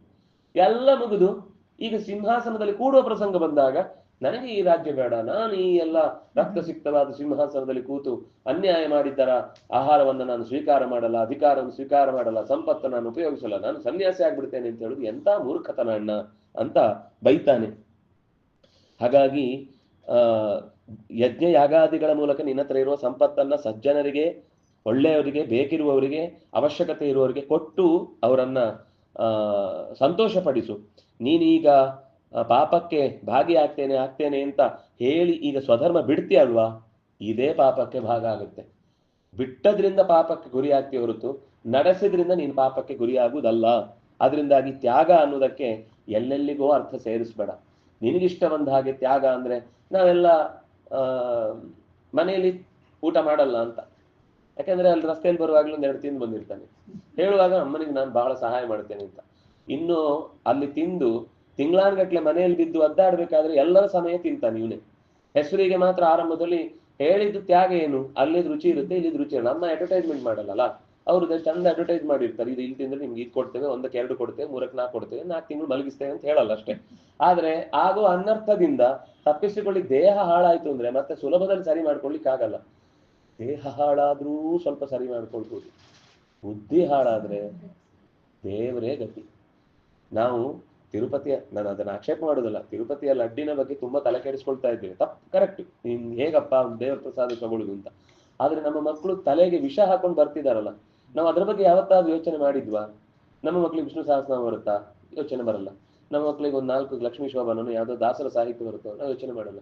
ನಮ್ಗೆ ಏನು ಅಂದ್ರೆ ಪ್ರಸಾದ ಒಂದು ತಂದು ಅದ್ರಲ್ಲಿ ಹೆಚ್ಚು ಕಮ್ಮಿ ಆಯ್ತು ಅಂದ್ರೆ ತಲೆ ಎಷ್ಟು ರಾತ್ರಿ ನಿದ್ದೆ ಬರಲ್ಲ. ತಪ್ಪಲ್ಲ, ಅದು ಬೇಕು, ಆದ್ರೆ ಅದಕ್ಕಿಂತ ಸೀರಿಯಸ್ ವಿಷಯ ಬೇರೆ ಇದೆ. ನಾವು ಅದಕ್ಕೆ ಯಾವತ್ತೂ ತಲೆ ಕೆಡಿಸ್ಕೊಳ್ಳಲ್ಲ. ನಮ್ಮ ಮಕ್ಕಳು ಸರಿಯಾದ ಹಾದಿಯಲ್ಲಿ ಇದ್ದಾರಾ, ನಾಳೆ ನಮ್ಗೇನೆ ಶ್ರಾದ್ದ ಹಾಕ್ತಾರೋ ಇಲ್ಲೋ ಅಂತ ಗೊತ್ತಿಲ್ಲ ಅನ್ನೋ ಸ್ಥಿತಿಯಲ್ಲಿ ನಾವೇ ಕೊನೆಗೆ ಒಂದು ಗೋದಾನ ಮಾಡಿಬಿಡ್ತೇವಪ್ಪ, ಮಕ್ಕಳು ಮಾಡ್ತಾರೋ ಇಲ್ಲೋ ಗೊತ್ತಿಲ್ಲ ಅಂತೆಲ್ಲ ಶುರು ಮಾಡ್ತೇವೆ ನಾವು. ಅದ್ರಲ್ಲಿ ಬೇರೆ ವೈರಾಗ್ಯ, ಮೇಲೆ ಮಾಡುವ ಕರ್ಮ ಮಾಡ್ಲಿಲ್ಲ, ಇನ್ನೊಂದ್ ಕಡೆಯಿಂದ ಮಕ್ಕಳ ಮೇಲೆ ನಂಬಿಕೆ ಇಲ್ಲ ಅಂತ ಅವರನ್ನೇ ದೂರುದು ತಪ್ಪು. ನಾವು ಮಾಡ್ತಾ ಇದ್ರೆ ಮಕ್ಕಳು ನೋಡಿ ನೋಡಿ ಮಾಡ್ತಾರೆ. ನಾನು ಎಷ್ಟೋ ಸಲ ಹೇಳುದುಂಟು, ಮನೆಗೆ ಹೋದಾಗೆಲ್ಲ ಬೇರೆ ಬೇರೆ ಕಡೆ, ಮನೆಯಲ್ಲಿ ಶ್ರಾದ್ದ ಇದ್ರೆ ಅಥವಾ ಏನಾದ್ರೂ ಒಂದು ಸಂಸ್ಕಾರ ಕರ್ಮ ಇದ್ರೆ ಮಕ್ಕಳಿಗೆ ರಜೆ ಹಾಕ್ಸಿ, ನೋಡ್ಲಿ ಅವರು, ಅವ್ರಿಗೆ ಅರ್ಥ ಆಗುದು ಬೇಡ. 3 ಸರ್ತಿ 4 ಸರ್ತಿ ನೋಡಿ ಆದ್ಮೇಲೆ ಕನಿಷ್ಠ ಪಕ್ಷ ಹೀಗೊಂದು ಮನೆಯಲ್ಲಿ ಕಾರ್ಯಕ್ರಮ ನಡೆಯುತ್ತೆ ಅನ್ನೋದೇ ಗೊತ್ತಿರುತ್ತೆ. ಇಲ್ಲ ನಾ ಕೇಳಿದ್ದೀನಿ, ಬಾಯ್ ಬಿಟ್ಟು ಕೇಳಿದ್ದೀನಿ. ಮಕ್ಕಳು ಕಾಲೇಜಲ್ಲಿ ಇದ್ದಾಗ ಕೆಲವರು ಬರ್ತಿದ್ರು, ನಾವು ಮಧ್ಯಾಹ್ನ ಮನೆಗೆ ಹೋಗಿ ಬರ್ತೇನೆ ಏನು ಅಂದ್ರೆ ಶ್ರಾದ್ದ ಅದು ಇದು ಅಂತ. ಮಕ್ಳು ಏನು ಅಂದ್ರೆ ಕೊನೆಗೆ ಕೆಲವರು ಈ ಸಲ ಯಾಕೆ ಹೋಗ್ಲಿಲ್ಲ ಕೇಳಿದ್ರೆ, ಅಯ್ಯೋ ತಿಥಿ ಒಡೆದು ರಾತ್ರಿ ಇರುತ್ತೆ, ಅದು ತೆಗೆದು ಇಟ್ಟಿರ್ತಾರೆ, ತಿಂದು ಬಂದ್ರೆ ಆಯ್ತು ಅಂತ ಅಷ್ಟೇ. ಒಡೆ ಕಾರ್ಯಕ್ರಮ ಅವರಿಗೆ ಅಂದ್ರೆ ಬಿಸಿ ಬಿಸಿ ಆಗಿರ್ಬೇಕು ಅಂತ ಅಮ್ಮನ ಹತ್ರ ಬೇರೆ ಹಿಟ್ಟು ತೆಗೆಸಿಟ್ಟು ಮಾಡ್ಕೊಂಡು ತಿನ್ನುವುದೇ ಶ್ರಾದ್ದದ ವಿಶೇಷ ಗುರಿ. ಅದು ಬಿಟ್ಟರೆ ಬೇರೆ ಏನು ತಲೆಗೆ ಹೋಗಲ್ಲ. ಇದು ಪೂರ್ವದ ಹಿರಿಯರಿಗೆ ನಾವು ಕೊಡುವ ಒಂದು ಕೃತಜ್ಞತೆಯ ನೆಪ. ಇದಕ್ಕೊಂದು ಅರ್ಥ ಇದೆ, ಇದರಲ್ಲಿ ಮನೆಗೆ ಶ್ರೇಯಸ್ಸಿದೆ. ಯಾವ ಆಲೋಚನೆಗಳು ಆ ಮಕ್ಕಳಲ್ಲಿ ಹುಟ್ಟಲ್ಲ. ಯಾಕೆಂದ್ರೆ ನಾವು ಶಾಲೆ ಮುಖ್ಯ, ಸ್ಕೂಲ್ ಅಟೆಂಡೆನ್ಸ್ ಮುಖ್ಯ, ಅದು ಮುಖ್ಯ, ಬೇರೆದಕ್ಕೆ ಯಾವ್ದ್ಯಾವ್ದಕ್ಕೂ ರಜೆ ಹಾಕಿಸ್ತೇವೆ. ಆದ್ರೆ ಇಂಥ ನಮ್ಮಲ್ಲೇ ನಮ್ಮ ಸಂಸ್ಕೃತಿ ಉಳಿಸ್ಲಿಕ್ಕೆ ಕಾರಣವಾಗುವಂತಹ ಕರ್ತವ್ಯಗಳಲ್ಲಿ ಅವರನ್ನು ಸೇರಿಸ್ಲಿಕ್ಕೆ ಹೋಗಲ್ಲ. ಇದು ಮೊದಲು ನಾವು ಅಪರಾಧ ಮಾಡಿದ್ಮೇಲೆ ಇದರ ಪರಿಣಾಮವನ್ನ ನಾವು ಉಣ್ಲೇಬೇಕಾಗುತ್ತಷ್ಟೇ.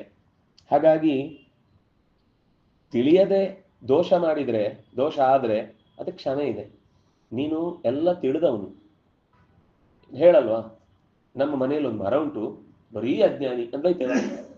ಯಾಕೆಂದ್ರೆ ಅದಕ್ಕೆ ತಿಳ್ಕೊಳ್ಳುವ ಅರ್ಹತೆ ಇಲ್ಲ, ಅದನ್ನ ಯಾರು ಅನ್ನಲ್ಲ. ಆದ್ರೆ ಒಬ್ಬ ನಾನು ಅಂತ ವಿಷಯದಲ್ಲಿ ತಿಳ್ಕೊಳ್ಬೇಕಾಗಿದ್ದನ್ನು ತಿಳ್ಕೊಳ್ಳದೆ ಏನಾಯ್ತು ಅಂತ ಕೇಳಿದ್ರೆ, ಏನು 3 ದಿವಸದಿಂದ ಇದೇ ಮನೆಯಲ್ಲಿ ಇದ್ದೀವಿ, ನಿಮ್ಮನೆ ಪಕ್ಕದಲ್ಲೇ ಬಾಂಬ್ ಬಿದ್ದಿದೆ, ಏನು ಗೊತ್ತಿಲ್ಲ ಅಂತೆಲ್ಲ ನಾಚೆ ಹೇಳೋ. ಪಕ್ಕದಲ್ಲಿ ಏನಾದ್ರು ತಿಳ್ಕೊಳ್ಬೇಕಲ್ವ, ಅವ್ರು ಟಿವಿಯಲ್ಲಿ ಬರ್ಲಿಲ್ಲ ಅಂತ. ನಮ್ಗೆ ಏನಾದ್ರೂ ಟಿವಿಯಲ್ಲಿ ಬಂದ್ರೆ ಮಾತ್ರ ಏನೋ ಆಗಿದೆ ಅಂತ ಸತ್ಯ. ಅದು ಈ ಗೂಗಲ್ ಅಲ್ಲಿ ಬರಬೇಕು, ಟಿವಿಯಲ್ಲಿ ಬರಬೇಕು, ಎಲ್ಲೋ ಯಾರೋ ಒಬ್ರು ಹೇಳಬೇಕು. ನಮ್ಗೆ ನೇರ ಇನ್ವಾಲ್ವ್ಮೆಂಟೇ ಪಕ್ಕದಲ್ಲಿ ಅವಕಾಶ ಇದ್ರೂ ಕೂಡ ಮಾಡದೆ ನಾವು ದೂರದಲ್ಲಿ ಇರುವಂತಹ ದುಸ್ಥಿತಿ. ಅದು ಅವರಿಗಾಗಿದ್ದಲ್ವಾ, ಪಕ್ಕದ ದೇಶದಲ್ಲಲ್ವಾ ನೋಡೋಣ ಅಂತ, ಪಕ್ಕದ ರಾಜ್ಯದಲ್ಲಲ್ವಾ ನೋಡೋಣ ಅಂತ, ಪಕ್ಕದ ಜಿಲ್ಲೆಯಲ್ಲಲ್ವಾ ನೋಡೋಣ ಅಂತ, ಕೊನೆ ಪಕ್ಕದ ತಾಲೂಕಿಗೆ ಬಂದ್ರು ನೋಡೋಣ, ಪಕ್ಕದ ಬಿಲ್ಡಿಂಗಿಗೆ ಬಂದ್ರು ನೋಡೋಣ, ನಮ್ ಬಿಲ್ಡಿಂಗ್ ಅಲ್ಲೇ ಪಕ್ಕದ ಮನೆಗೆ ಬಂದ್ರು, ಪಕ್ಕದ ಮನೆಯಲ್ಲೂ ನಮ್ಮ ಮನೆಗೆ ಬಂದಾಗ ಇದೇ ಮಾತು ಎಲ್ರು ಆಡ್ತಿರ್ತಾರೆ, ತೊಂದ್ರೆ ಇಲ್ಲ ಅಂತ. ನಾವ್ ಯಾವಾಗ ಈ ವಿಷಯದಲ್ಲಿ ಅದೇ ಹೇಳ್ತಾರಲ್ಲ, ಬಟೆಂಗೆ ತೋ ಕಟೆಂಗೆ ಅಂತ, ಇದು 100ಕ್ಕೆ 100 ಇವತ್ತು ನಾವು ಮಂತ್ರದ ಹಾಗೆ ಇಟ್ಕೊಂಡು ತಲೆಯಲ್ಲಿ ಇಟ್ಕೊಂಡು ಪ್ರತಿಯೊಂದು ಕ್ಷೇತ್ರದಲ್ಲಿ ನಮ್ಮ ಆಲೋಚನೆ ಮಾಡ್ಕೊಳ್ಬೇಕು. ನಾವು ಎಷ್ಟು ನಾವು ದೂರ ದೂರ ಹೋಗ್ತೇವೋ, ಅದು ಅಡ್ಡ ಅಂತೆ, ಉದ್ದ ಅಂತೆ, ಎತ್ತರ ಅಂತೆ, ಅಗಲ ಅಂತೆ. ನಾನು ಅದರ ವೈಚಾರಿಕ ವಿಷಯ ಮಾತಾಡ್ತಿಲ್ಲ. ನಾನು ಅವ್ರಿಗೆ ನೋಡಿ ಒಂದು ಹಕ್ಕು ಸ್ಥಾಪಿಸ್ಬೇಕು ಅಂತ ಒಂದು ವೇಳೆ ಒಂದು ಕಾಲಕ್ಕೆ ಅವ್ರು ಎದುರು ಬಂದು ನಿಂತ್ರೆ, ನೀವು ಉದ್ದದವರು, ಅಡ್ಡದವರು, ಕನ್ನಡದವರು, ಸಂಸ್ಕೃತದವರು, ಹಿಂದಿಯವರು, ತಮಿಳ್ನವರು, ಕಿವಿಗೆ ಉದ್ದ ಜ್ಯೋತಿದ್ದು ಹಾಕೊಂಡಿದಿರೋ ಅಥವಾ ಹಣೆಗೆ ಅಡ್ಡ ಹಾಕೊಂಡಿದ್ರು, ಉದ್ದ ಹಾಕೊಂಡಿದ್ರು, ಸರ ಹಾಕೊಂಡಿದ್ರು, ಯಾವುದು ನೋಡಲ್ಲ. ಕಾಫಿರರು ಅಷ್ಟೇ. ನಾವು ಅದು ಕಿತ್ತಾಟದಲ್ಲೇ ಬಂತು. ಅದೆಲ್ಲ ಅವ್ರಿಗೆ ಒಂದು 4 ಪೆಟ್ಟು ಬಿತ್ತು, ತೊಂದರೆ ಇಲ್ಲ. ಅವರ ಬಗ್ಗೆ ತಮಾಷೆ ಮಾಡಿದ್ದು ತೊಂದರೆ ಇಲ್ಲ. ನಮ್ಮ ಬಗ್ಗೆ ಏನು ಮಾಡಿ, ನಮ್ಮ ಗುರುಗಳ ಬಗ್ಗೆ ಏನು ಅಂದಿಲ್ಲಲ್ಲ. ನಮ್ಮ ಗುರುಗಳು ಬಂದ್ರು ನಾವು ಅನ್ನಲ್ಲ, ನಮ್ಗೇನು ಅಂದಿಲ್ಲಲ್ಲ, ಪರವಾಗಿಲ್ಲ ಅಂತ.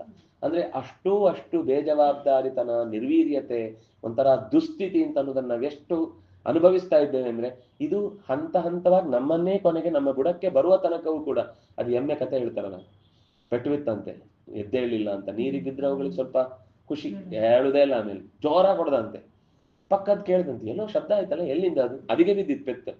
ಅದು ಯಾವುದೋ ಪಕ್ಕದ ಊರಲ್ಲಿ ಬಹುಶಃ ಗದ್ದೆಯಲ್ಲಿ ಕೆಲಸ ಮಾಡಿದ್ದ ಕಂಬಳಕ್ಕೆ ಹೊಡೆದಿದ್ದಾರೆ ಅನ್ಸುತ್ತೆ. ಇನ್ನೂ 2 ಏಟು ಬಿತ್ತು, ಎಲ್ಲೇನೋ ಪಕ್ಕದಲ್ಲಿ ಬಿದ್ದ ಹಾಗಿದೆ ಅಂತ. ಮತ್ತೂ 2 ಏಟು ಬಿತ್ತು, ನಿನ್ ಬಿತ್ತ ನೋಡ್ಕೊಮ್ಮೆ ಅಂತ. ಮತ್ತೊಂದು ಬಿದ್ದಾಗ ಗೊತ್ತಾಯ್ತು, ಓ ಇದು ನನಗೆ ಬಿದ್ದಿದ್ದು ಅಂತ. ಅಷ್ಟು ಜಾಡ್ಯ ನಮಗೂ ಅಂಟಿದೆ ಈ ವಿಷಯದಲ್ಲಿ. ಇದು ಬಹಳ ಅಪಾಯಕಾರಿ. ಅಂತ ಕರ್ಮ ಮಾರ್ಗವನ್ನ ಅನುಸರಿಸಬೇಕಾದದ್ದು ನಮ್ಮ ಕರ್ತವ್ಯ.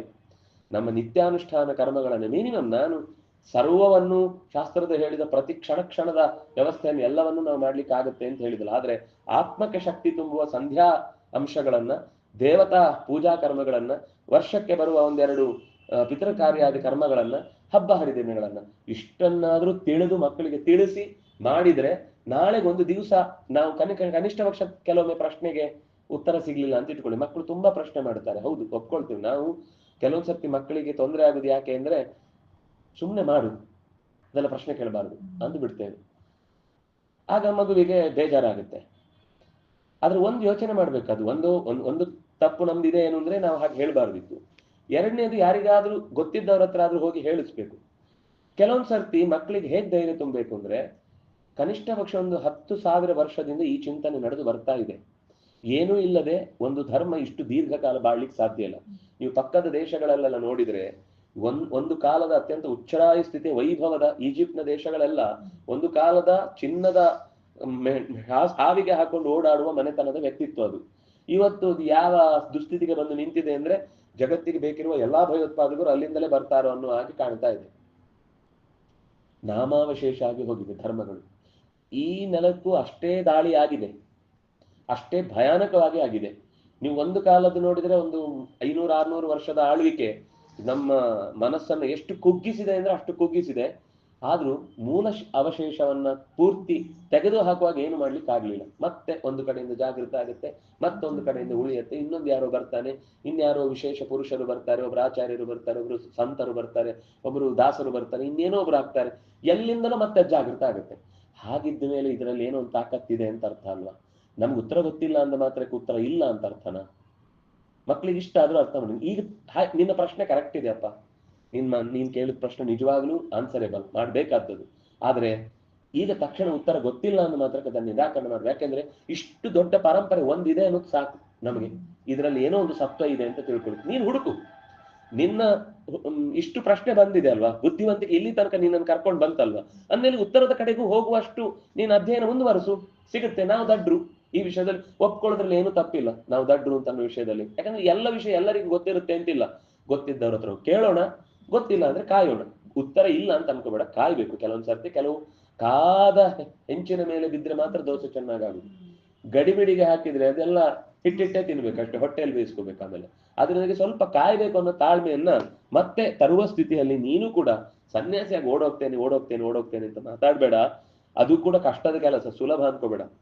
ಎಲ್ರಿಗೂ ಬೇರೆಯವರ ಕೆಲಸ ಸುಲಭ ಅಂತ. ಟೀಚರ್ಗಳೇ ಸಾಮಾನ್ಯ ಏನ್ ಹೇಳ್ತಾರೆ, ITBT ಅವರಿಗೆ ಎಷ್ಟು ಸುಖ, ಎಷ್ಟು ಸಂಬಳ, ಎಷ್ಟು ಪಗಾರ, ಅವರಿಗೆ ಪ್ಯಾಕೇಜ್ ಅಂತೆ, ವಿದೇಶಕ್ಕೆ ಟೂರ್ ಅಂತೆ, ಏನು ಶನಿವಾರ ಭಾನುವಾರ ರಜೆ ಅಂತೆ, ವೀಕೆಂಡ್ ಅಲ್ಲಿ ಎಲ್ಲಿಗೋ ಟೂರ್, ಇನ್ನೇನು ಮಸ್ತಿ ಮೋಜ್ ಅಂತೆ. ನಮ್ಗಿಲ್ಲ ಅಂತ. ಅದು ನೀವು ITBT ಅವ್ರ ಹತ್ರ ಕೇಳಿ, ಅವ್ರು ಹೇಳ್ತಾರೆ ಟೀಚರ್ಸ್ಗಳಿಗೆ ಎಷ್ಟು ಲಾಭ. ಅವ್ರ ಮನೆ ಬೆಳಿಗ್ಗೆ ಆದ್ರೆ ಸಂಜೆ ಬೇಗ ಬಂದ್ ಮನೆಯಲ್ಲಿ ಮನೆ ಹೆಂಡತಿ ಮಕ್ಳ ಜೊತೆ ಸೇರ್ತಾರೆ.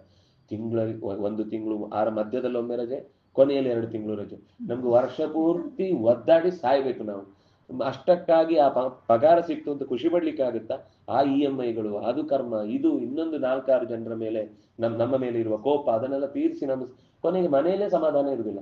ಅವಳಿಗೆ ಜಾಸ್ತಿ ಅಂತ ಇವನ್ ಮೇಲ್ ಕೋಪ, ಇವನಿಗೆ ಜಾಸ್ತಿ ಅಂತ ಅವಳ ಮೇಲೆ ಕೋಪ. ಒಟ್ಟು ಸಂಬಳ ಇದ್ದು ಗಲಾಟೆ. ಇದು ಇಬ್ಬರಿಗೂ ತುಂಬಾ ಸಂಬಳ ಇದ್ದು 3ನೇ ಹಂತದ ಮಹಡಿಯಿಂದ ಕೆಳಗೆ ನೋಡ್ತಾರೆ, ಸಾಯಲೋ ಬದುಕಲೋ ಅಂತ. ಅಷ್ಟು ಸಂಬಳ ತಗೊಂಡು ಅಂದ್ರೆ ಬದುಕುವಲ್ಲಿ ಸಮಾಧಾನ ಇಲ್ಲ. ಹೇಳಲಿಕ್ಕೆ ದೊಡ್ಡವರಿಲ್ಲ, ಯಾಕಂದ್ರೆ ವೃದ್ಧಾಶ್ರಮದಲ್ಲಿ ಇರ್ತಾರೆ ಅಥವಾ ಊರಲ್ಲಿ ಇರ್ತಾರೆ ಅನ್ನೋ ಈ ಸ್ಥಿತಿ. ಯಾರನ್ನೇ ಕೇಳಿ ಇನ್ನೊಬ್ರು ಚೆನ್ನಾಗಿದ್ದಾರೆ, ಆ ಫೀಲ್ಡ್ ತುಂಬಾ ಚೆನ್ನಾಗಿರುತ್ತೆ, ಅವ್ರಿಗೇನು ಅಲ್ಲಿ ಬೇಕಾದಷ್ಟು ದುಡಿಲಿಕ್ಕಾಗುತ್ತೆ. ನೋಡಿ, ಹೋಟೆಲ್ ಇಟ್ರೆ ಎಂತ ದುಡಿಮೆ, ಅವನ ಹತ್ರ ಕೇಳಿ. ಕೆಲ್ಸಕ್ಕೊಂದು ಜನ ಸಿಗಲ್ಲ, ಪದಾರ್ಥಗಳು ಚೂರು ಹೆಚ್ಚು ಕಮ್ಮಿ ಆದ್ರೆ ದಿನ ಬಯಸ್ಕೋಬೇಕು, ಕ್ಲೀನ್ ಮಾಡ್ಲಿಕ್ಕೆ ವ್ಯವಸ್ಥೆ ಇಲ್ಲ. ಇನ್ಯಾವುದೋ ನೀವು ನೂರಾರ್ಥ, ನೀವು ಯಾವ ಫೀಲ್ಡ್ ಅಲ್ಲಿ ಬೇಕಾದ್ರೂ ಹೋಗಿ ಕೇಳಿ, ಅವ್ರ ಹತ್ರ ಅವರದ್ದೇ ಆದ ಸಮಸ್ಯೆ ಇದೆ. ಯಾರು 100ಕ್ಕೆ 100 ಸುಖವಾಗಿ ಬಾಳ್ಲಿಕ್ಕೆ ಸಾಧ್ಯ ಇಲ್ಲ. ಎಲ್ಲಾ ಕರ್ಮದಲ್ಲೂ ಡಿಸ್ಟರ್ಬೆನ್ಸ್ ಇದ್ದೇ ಇರುತ್ತೆ. ಸದೋಷಮತಿ ನ ತ್ಯಜೇತ್. ಸಣ್ಣ ಪುಟ್ಟ ಅವ್ಯವಸ್ಥೆಗಳು, ಲೋಪದೋಷಗಳು ಎಲ್ಲಾ ಆಶ್ರಮದಲ್ಲೂ, ಎಲ್ಲಾ ಧರ್ಮದಲ್ಲೂ, ಎಲ್ಲಾ ಕರ್ಮದಲ್ಲೂ ಇದ್ದೇ ಇರುತ್ತೆ. ಅದನ್ನ ಬ್ಯಾಲೆನ್ಸ್ ಮಾಡಿಕೊಂಡು ನನ್ನ ಜೀವನದ ಆಸಕ್ತಿಯನ್ನು ಉಳಿಸ್ಕೊಂಡು ಗುರಿಯ ತನಕ ಹೋಗಬೇಕು ಅಂತನ್ನುವ ಪ್ರಾಮಾಣಿಕ ಪ್ರಯತ್ನ ಏನಿದೆ ಅದು ಕೊನೆ ತನಕ ಉಳಿಯತ್ತೆ.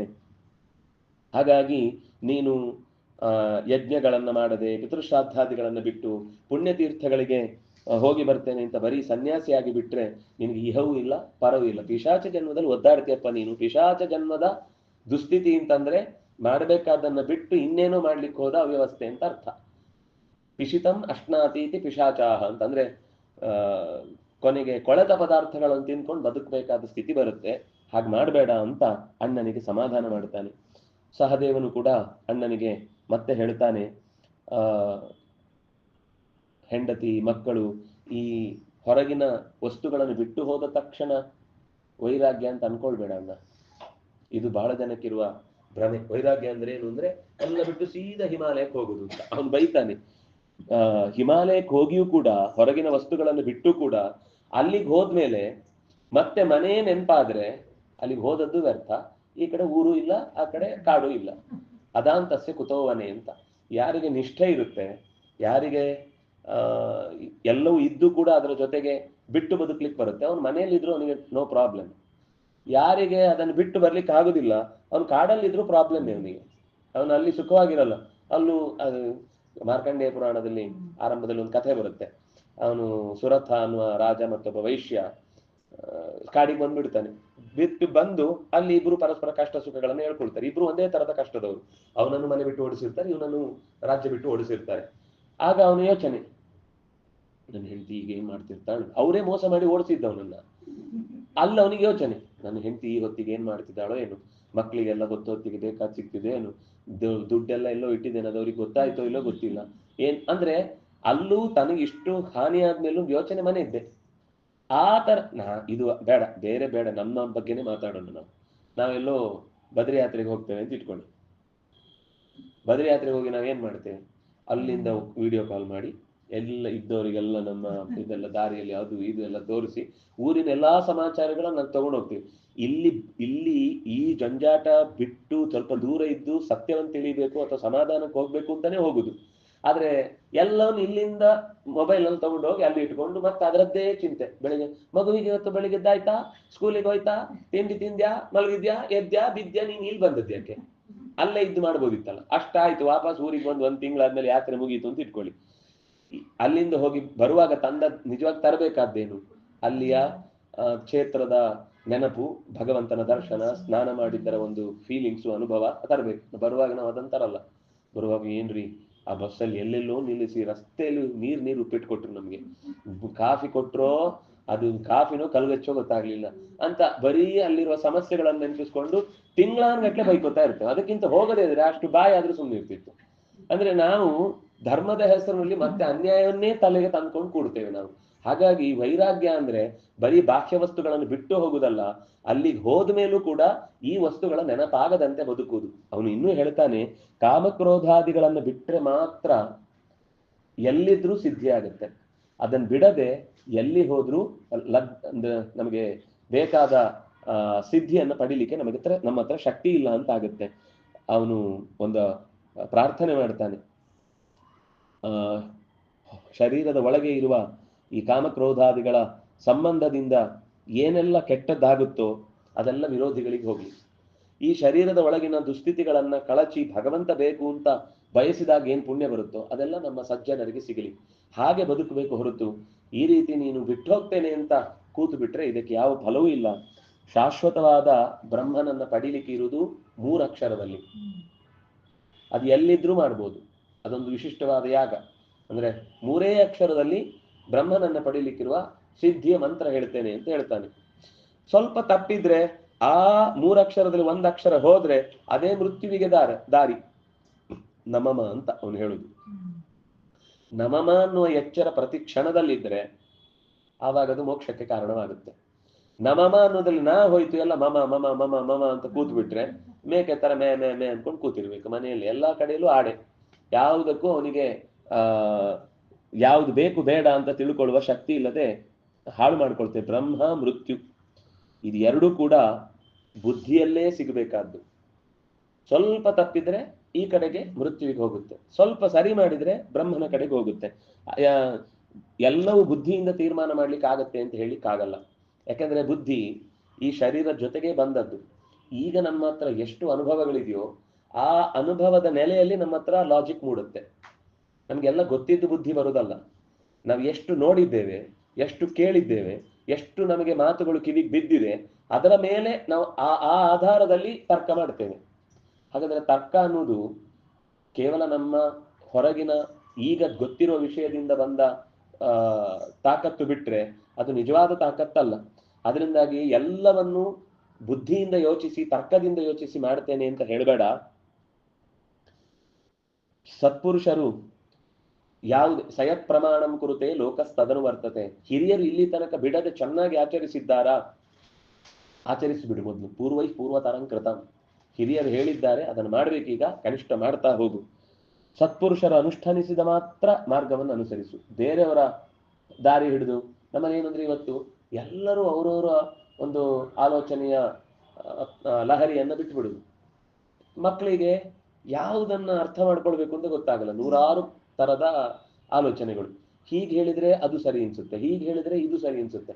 ಮಕ್ಳಿಗೆ ಬಿಡಿ, ಅವ್ರಿಗೆ ಆಲೋಚಿಸುವ ಶಕ್ತಿ ಇಲ್ಲ. ದೊಡ್ಡವರಿಗೂ ಸಮಸ್ಯೆನೆ. ಆ ಉಪನ್ಯಾಸದಲ್ಲಿ ಅವ್ರು ಹಾಗೆ ಹೇಳ್ತಾರೆ, ಈ ಉಪನ್ಯಾಸದವ್ರು ಹೀಗೆ ಹೇಳ್ತಾರೆ. ಯಾವುದು ಸರಿ ನಮ್ಗೆ ನಿರ್ಧಾರ ಮಾಡ್ಲಿಕ್ಕೆ ನಾವು ಆ ಫೀಲ್ಡ್ ಅಲ್ಲಿ ಇಲ್ಲ. ಆಗ ದೇವ್ರ ಹತ್ರ ಪ್ರಾರ್ಥನೆ ಮಾಡಿ ಸರಿಯಾದನ್ನು ಮೂಡಿಸು. ಉಳಿದಿದ್ದೆಲ್ಲ ತೊಳಸಿ ತೆಗೆದ್ಬಿಡು. ನನಗೆ ನೀನು ಬೇಕು ಅಂತ ಅನ್ನೋದಕ್ಕೋಸ್ಕರ ಇಷ್ಟೆಲ್ಲ ನನ್ನ ಪ್ರಯತ್ನ ಇರೋದು. ನಿನ್ನ ದಾರಿಯಲ್ಲಿ ನಾನು ಬರಬೇಕು ಅಂತ ಈ ಹೆಜ್ಜೆ ಇಟ್ಟಿದ್ದೇನೆ. ಸರಿಯಾದ ಕಡೆಗೆ ಕರೆಸ್ಕೊಳ್ಬೇಕಾದ್ ನಿನ್ ಕರ್ತವ್ಯ ಅಂತ ದೇವರಿಗೆ ಒಪ್ಪಿಸಿ ನಾವು ಮುಂದೆ ನಡೀತಾ ಹೋಗಬೇಕು. ಸಣ್ಣ ಪುಟ್ಟ ವ್ಯತ್ಯಾಸಗಳು ಎಲ್ಲ ಕಡೆ ಭಿನ್ನಾಭಿಪ್ರಾಯಗಳು ಇದ್ದೇ ಇರುತ್ತೆ.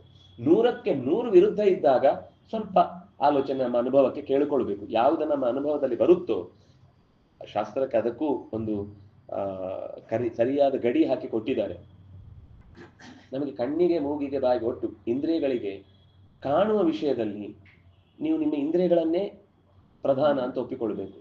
ಈ ಪಾಪ, ಪುಣ್ಯ, ಸ್ವರ್ಗ, ನರಕ ಈ ವಿಷಯಗಳಲ್ಲೆಲ್ಲ ನಮ್ಮ ಕಣ್ಣಿಗೆ ಅದು ಕಾಣುವ ಸಂಗತಿ ಅಲ್ಲ, ಕಿವಿಗೆ ಅಥವಾ ಬಾಯಿಗೆ ತಿಂದು ನೋಡಿ ಗೊತ್ತಾಗುವಂಥದ್ದಲ್ಲ. ಅಂತ ವಿಷಯದಲ್ಲಿ ದೊಡ್ಡವರು ಅನುಸರಿಸಿದ ದಾರಿಯನ್ನ, ಶಾಸ್ತ್ರಗಳು ಹೇಳಿದ ಮಾತನ್ನ ಕಣ್ಣು ಮುಚ್ಚಿ ಆಚರಣೆ ಮಾಡ್ಬೇಕಾಗತ್ತೆ. ಆದ್ರೆ ಯಾವುದು ಕಣ್ಣಿಗೆ ಕಾಣುವ ಸಂಗತಿ ಇದೆಯೋ, ಈಗ ಕೆಲವು ಆಚರಣೆಗಳಿಂದ ಸಮಾಜದಲ್ಲಿ ಒಂದು ಒಳ್ಳೆ ಭಾವನೆ ಬೆಳೆಯುತ್ತೆ ಪರಸ್ಪರ. ಈಗ ಹಬ್ಬಗಳಂದ್ರೆ ಏನ್ ಹೇಳಿ, ನಮ್ಮಲ್ಲಿ ಹಬ್ಬಗಳ ಮುಖ್ಯ ಉದ್ದೇಶವೇ 4 ಜನರ ಜೊತೆಗೆ ಬೆರೆಯುವುದು. ಆ ಬೆರೆಯುವುದರಿಂದ ಸಮಾಜ ಗಟ್ಟಿಯಾಗುತ್ತೆ. ಆಯಾ ವರ್ಗಗಳು, ಆಯಾ ಸಮಿತಿಗಳು ಅಥವಾ ಆಯಾ ಸಂಘಗಳು ಅಥವಾ ಆಯಾ ಮನೆತನದ ಕುಟುಂಬಗಳು ಅದು ಬಲ ಆಗ್ಲಿಕ್ಕೋಸ್ಕರ ಆ ಹಬ್ಬದ ಆಚರಣೆಗಳು ಇರುವಂತದ್ದು. ಇದು ನಮ್ಮ ಕಣ್ಣಿಗೆ ಕಾಣಿಸ್ತಿದೆ. ಈ ಹಬ್ಬ ಆಚರಣೆ ಮಾಡುವುದು ಅನ್ನೋದು ಮೂರ್ಖತನ. ಮೂರ್ಖತನ ಅಂದ್ರೆ ನೀನ್ ಮಾಡಬೇಡ, ಎಲ್ರಿಗೂ ಅದನ್ನು ಬೋಧಿಸ್ಲಿಕ್ಕೆ ಹೋಗ್ಬೇಡ. ಯಾಕಂದ್ರೆ ನಾವು ಕಣ್ಣಾರೆ ನೋಡಿ, ಈ ದೀಪಾವಳಿ ಅಥವಾ ಇಂಥ ಸಂದರ್ಭಗಳೆಲ್ಲ ಬಂದಾಗ ಎಲ್ಲ ಒಟ್ಟಾಗ್ಬೇಕು ಅಂತ, ಎಲ್ಲ ಅಣ್ಣ ತಮ್ಮಂದ್ರು ಅವರೆಲ್ಲ ಒಟ್ಟಾಗ್ಬೇಕು ಅಂತ ಆಗ್ತಾರೆ. ಎಷ್ಟೋ ವಿಷಯಗಳು ಸಣ್ಣ ಭಿನ್ನಾಭಿಪ್ರಾಯ ಮಾತುಗಳೆಲ್ಲೆಲ್ಲೋ ಬಂದೋಗಿರುತ್ತೆ.